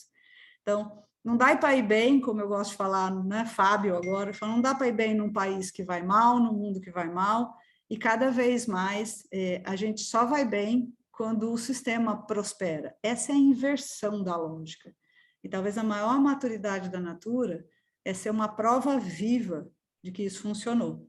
E muito legal a gente estar na Amazônia agora, há 20 anos, mas eu imagino há 20 anos atrás, quando, né, o Guilherme provavelmente tomou essa decisão, o quanto ele estaria, o quanto ele esteve, né, ele está vivo, o quanto ele esteve. Foi de uma ousadia essa decisão não foi extraordinária. simples. E a gente tem um comportamento de cultura no Natura, que hoje empresta, Natura, eu estou falando agora como grupo, que eu adoro, que assim, para mim reflete muito dessa crença do seu papel no mundo. A gente chama inovação com coragem para impacto positivo. Esse é um comportamento de cultura. Ser inovador, ter coragem, né, de propor coisas que vão para além do simples resultado financeiro. Eu falo que, pessoalmente, antes, né, que eu me aposente ou que eu não possa mais trabalhar na Natura, eu só queria tirar a coragem, porque eu queria que a gente não precisasse ter coragem, isso fosse o comportamento só normal, tá? Mas eu acho que a gente ainda tem que ser corajoso. Essa é uma empresa corajosa, tá? E a minha experiência mostra que, no tempo, se a gente é disciplinado, tem conhecimento, tem um plano estratégico, uma capacidade de execução em escala, em geral, a gente consegue superar esses desafios. Não é a primeira vez, né? E eu acho que a nossa capacidade empresarial tem que dizer não o quê, mas talvez mais como a gente supera esse corte, esse mudança de mundo que a gente viveu nos últimos 2 anos, que é a razão pela qual fala, e aí, aquela estratégia que você desenhou não é, o mundo mudou de cor, de tamanho, de relações. E acho que é essa a expectativa colocada, e a razão, inclusive, é uma das coisas pelas quais eu vivi muito com o Fábio, né, no mercado financeiro, falei, esse não é um mundo novo, eu já tive que explicar quase 1000 vezes, em temas diferentes, o porquê que resultado e impacto eram coerentes, quando isso nem tinha muito valor. Agora que tem, eu estou firmemente convencida de que essa capacidade empresarial que nos trouxe até aqui é uma das coisas mais contemporâneas e capazes de responder esse desafio momentâneo do mercado. Não está simples, mas é por isso que eu estou aqui, por isso que eu acordo todo dia de manhã, falar, não, você, aqui não, definitivamente. Que a gente possa ser a prova viva disso. Foi ótimo. Você trouxe um ponto muito bom, e assim, vou pegar do seu papel, né, sendo de comunicação. A resposta é sim, mas mesmo eu, né, brasileira, 54 anos, assim, o que eu conheço hoje da Amazônia, esse privilégio, tá muito ligado, seja meu próprio interesse ou ao trabalho que eu escolhi. Então, duas coisas para compartilhar com você. Fala, assim, primeiro, a resposta é sempre sim, mas acho que a grande pergunta é como, né? Fala, você dentro, a partir da área de comunicação, o que a gente pode fazer?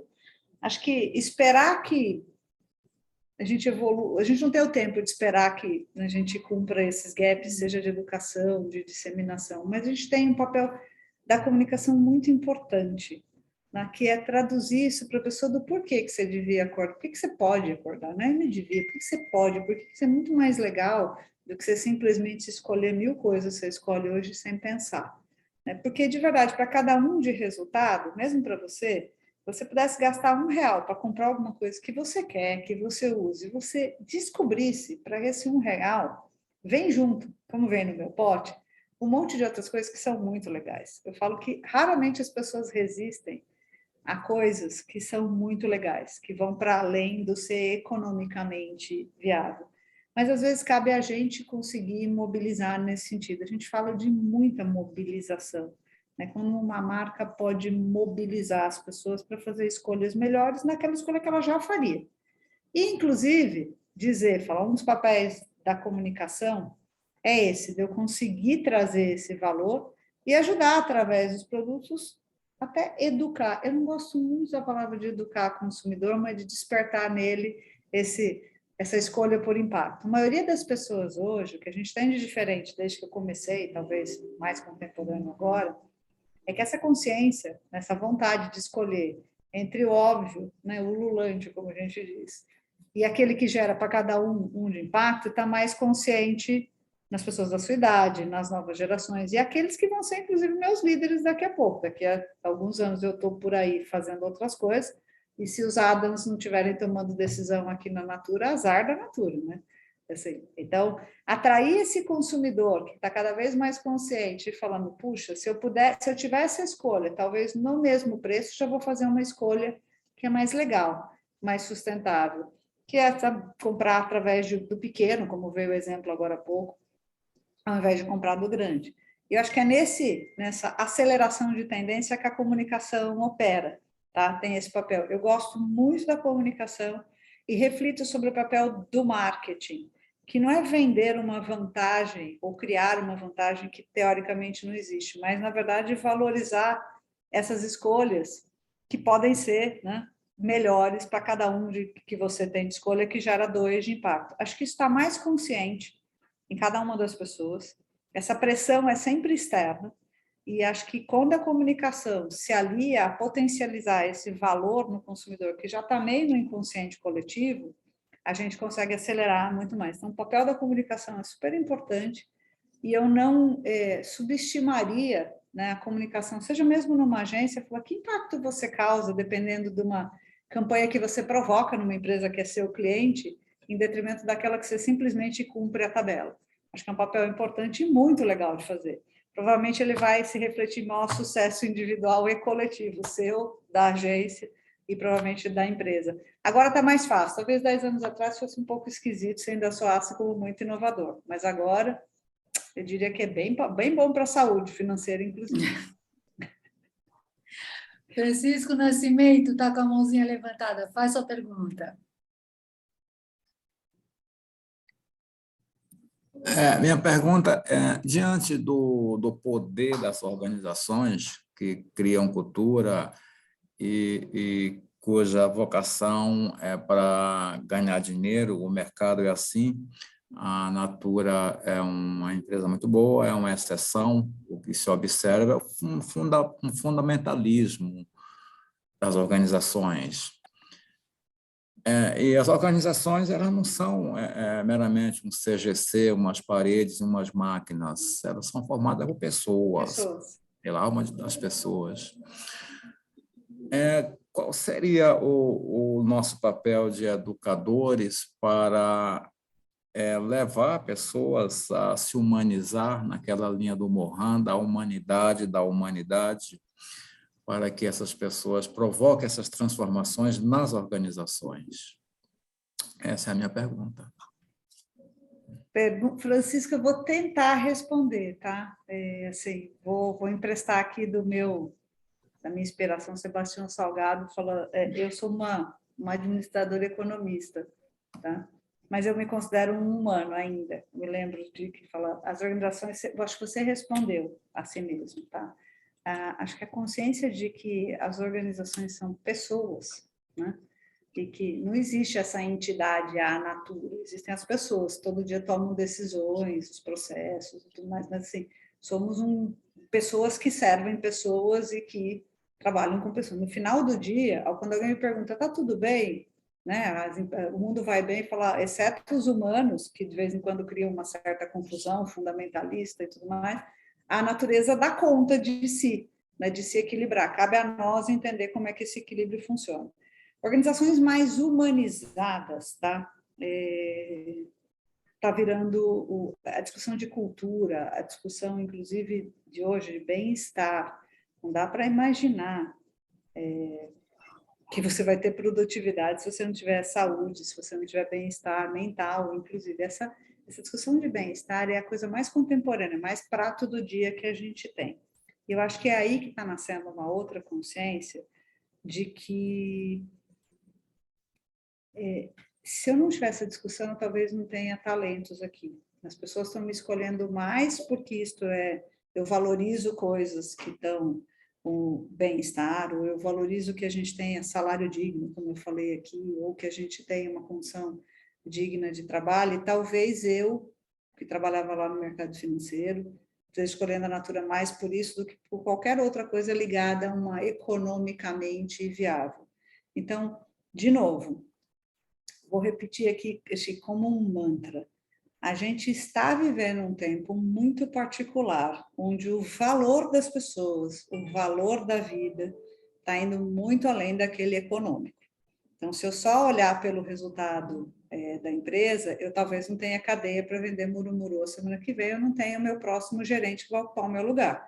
Porque a razão pela qual eles estão escolhendo a Natura não é por quanto a gente paga ou por quando eu vendo o produto. Vem mais alguma coisa embalada nisso. O risco para mim o que vai acontecer com organizações que não valorizam o capital humano, que não têm essa consciência ainda, estão fadadas a não prosperar. Simples assim. Ao em detrimento disso, uma organização que, por exemplo, mede, né, ou se preocupa em falar qual o nível de engajamento dos seus colaboradores, né, eles consideram a empresa um lugar saudável, legal para trabalhar, está diretamente relacionado à produtividade, à capacidade dessa empresa atrair e reter talentos. Então, quanto mais essa consciência vai tomando forma, mais a empresa vai entendendo que, se fosse só pagar salário, se fosse só ter uma alta rentabilidade, eu diria que empresas hoje que são altamente emissoras ou que têm, né, suas atividades ligadas a coisas que não são mais tão modernas, por exemplo, cigarro, enfim, né, que geram danos à saúde, se elas pagassem a mais, elas atrairiam todos os talentos e tudo mais. Isso não é mais verdade, mesmo para o mercado financeiro. Então, uma das razões, das formas como eu media o sucesso de sustentabilidade, por exemplo, no mercado financeiro, era a atração e retenção de talentos. Porque a razão pela qual muitas jovens ou deixavam ou queriam permanecer na empresa, eles até entram por, né, fala, paga bem, tem uma possibilidade de carreira muito mais ligada ao financeiro.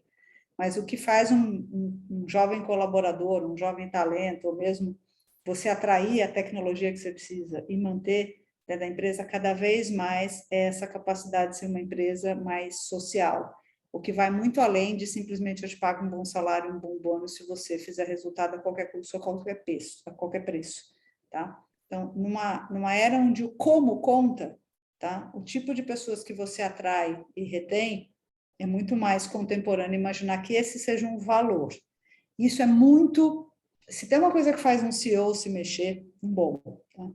Um bom CEO se mexer, alguém, um grande líder empresarial se mexer, é entender como é que os seus talentos, como é que os seus colaboradores estão reagindo.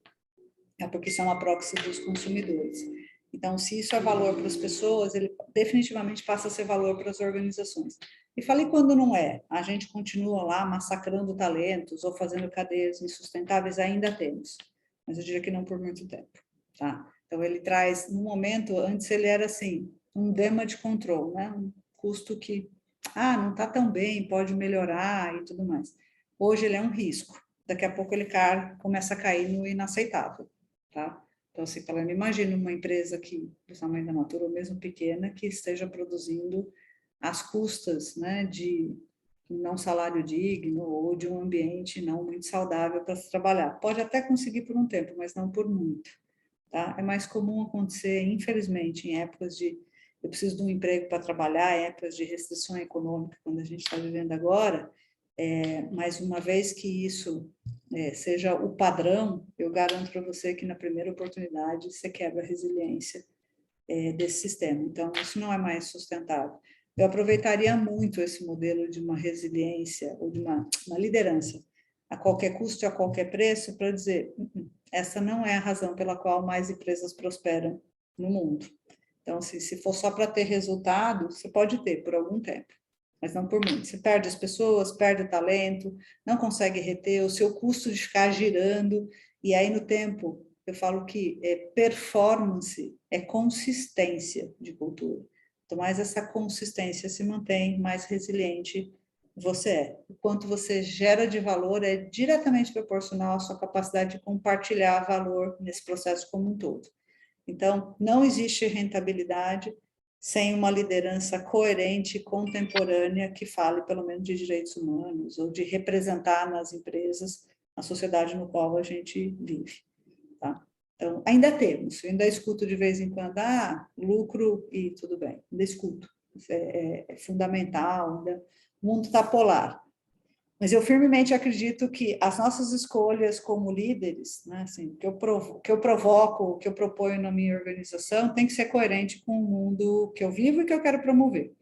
E talvez a minha melhor contribuição para esse mundo é não trabalhar em empresas que não respeitem esse valor, não consumir empresas que não respeitem esse valor, não endossar, mesmo através dos meus investimentos, empresas ou organizações que não promovam esse valor. A nossa melhor forma de resistência ou mesmo de inovação, tá? Individualmente, como líder, falando, não dá para deixar passar.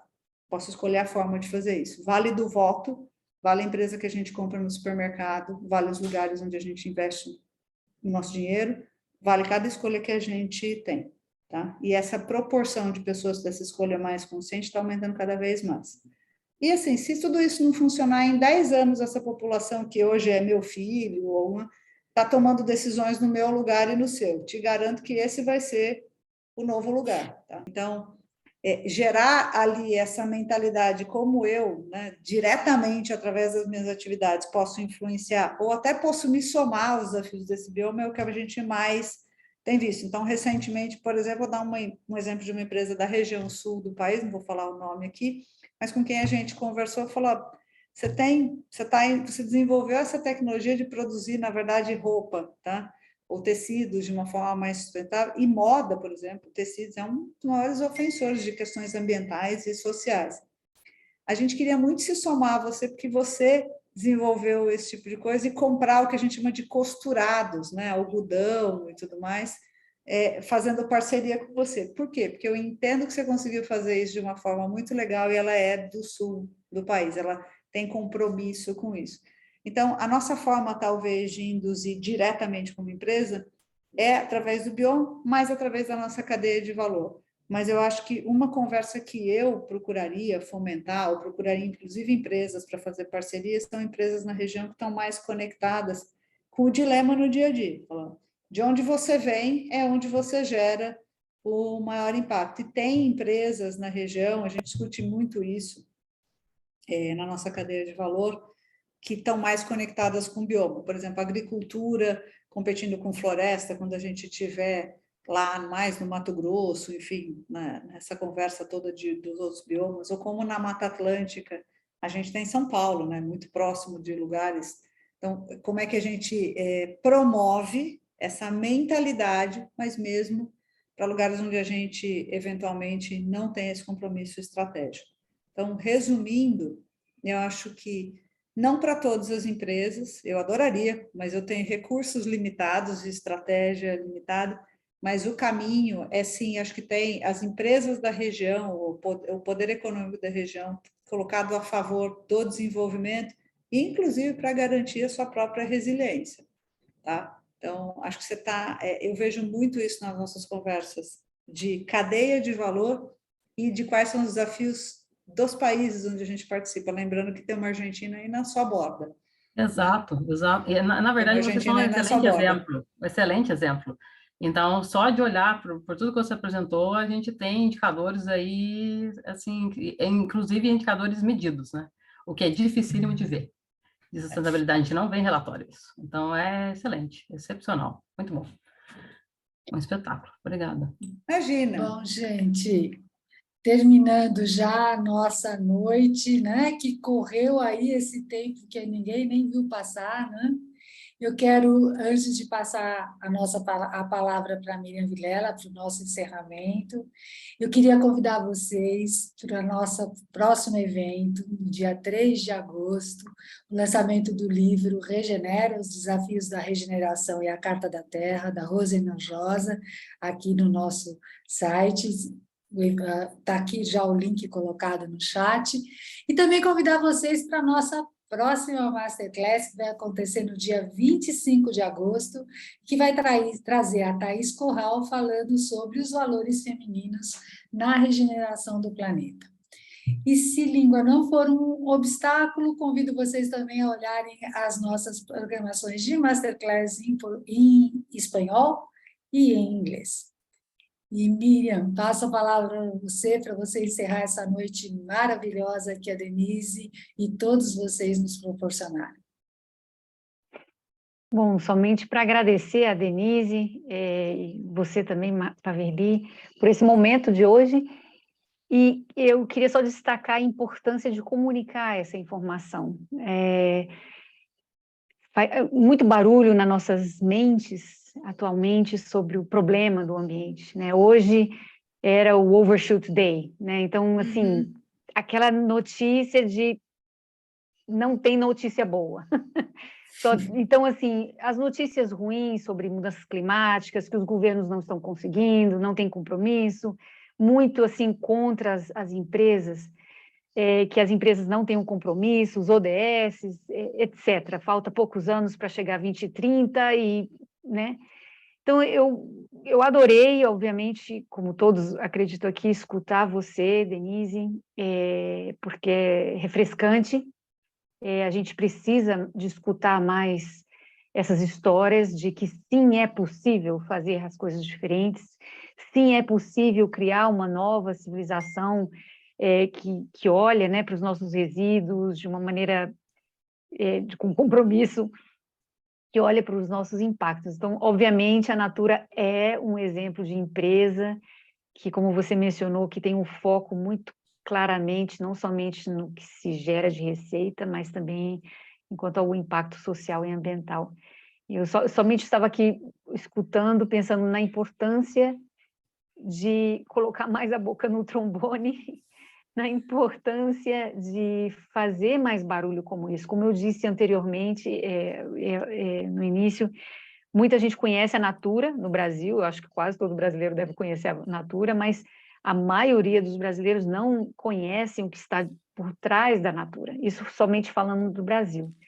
E nós precisamos essas histórias concretas que estão fazendo a coisa acontecer de maneira concreta e que funcionam como exemplo, um exemplo para vários outros e eu acho que é para também contrarrestar essa desesperança que existe tanto nos jovens, pessoas de movimentos sociais.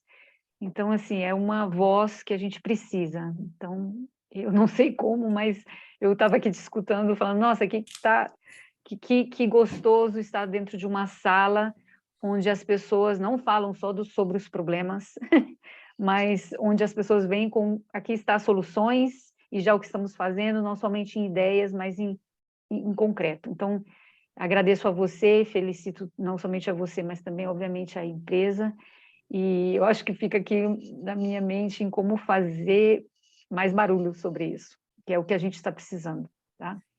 Olha, Miriam, super, eu queria primeiro, assim, de verdade, legitimamente, tá? Agradecer, eu acredito muito no que você está falando, eu queria que a gente se lembrasse, né? Falou assim, eu sou um sintoma de que posso ser feito, falou, eu não sou, o mundo como a gente conhece foi criado por pessoas como nós, de verdade, e agora a gente tem que reinventar esse mundo. Então, assim, como consumidores, como pais, como filhos, como indivíduos, como cidadãos, assim, não está fazendo nada, você quer saber como você contribui para o mundo? Pega os ODS, tem 17, o to-do list da humanidade está aqui, tá? E eu gosto de falar que eu tenho que ter a ousadia de ser otimista, eu estou aqui, eu sou um sintoma de que pode ser feito. E convocar a gente a todo dia a fazer isso, falar, pergunte para as empresas que você consome, está fazendo nada, comprou alguma coisa, uma roupa, um tênis, sei o que, abre o e-mail, manda lá, você é a cadeia sustentável, está fazendo nada? Faz uma mobilização. E lembrar que, assim, de verdade, a gente tem poder. Às vezes a gente não fala, tem dia que eu também respiro fundo e falo, vamos lá, vou dormir para ver se amanhã eu volto de novo. Mas essa é a nossa melhor forma de resistência, né? Eu falo que é existir e prosperar, né? Eu falei, eu existo, dado que eu existo, eu não vou deixar de ocupar o meu espaço, tá? Eu acho que essa capacidade que a gente tem de, via educação, via esse trabalho que vocês fazem aqui, enfim, dessa compartilhar de conhecimento, é que a gente pode fazer uma mobilização mais forte em todas as pequenas escolhas. Isso é sobre como a gente educa os nossos filhos, como a gente é pai, como a gente é mãe, como a gente é consumidor, como a gente é cidadão, como a gente vota, como a gente escolhe. O futuro será, o futuro é só uma ideia genial, tá, gente? Depois do Japão, que já está 24 horas na nossa frente, não tem nada, tá? Ele será aquilo que individualmente escolhermos e coletivamente mobilizarmos. Eu acho que o que a gente está fazendo aqui é tentar escalar esse coletivamente mobilizado. Se metade, 10% das nossas escolhas todos os dias forem escolhas com esse propósito, imagina o quanto esse mundo pode mudar rápido. É isso que me motiva a estar aqui, inclusive agradecer por todos aqueles dias, tem um monte de gente me perguntando sobre isso. Vai ver que é porque isso é importante, hein, gente? Olha, o mundo está mudando. Então, quando a gente é mais vocal e coloca, a gente acelera essa transição. E ser parte da transição é muito melhor do que ser parte do status quo. Então, obrigada pela oportunidade. Tá? Denise, e parabéns. lembra a gente da sua frase, ou da frase da Natura, inovação com coragem? Inovação com coragem para impacto positivo. Minha meta é não precisar da coragem, gente. Isso. Ok, bom, muito obrigada a você e a todos, foi uma inspiração para todos e realmente é um exemplo aqui de que a gente pode, como nosso slogan, transformar a nossa consciência em ação para esse planeta aqui que a gente está procurando. Bom, gente, um abraço a todos, até mais. Muito obrigada, gente, gratidão. boa noite. Boa noite. Obrigado. Obrigada, Obrigado, boa boa noite a noite. todos. Boa noite. Obrigado, parabéns. Boa noite.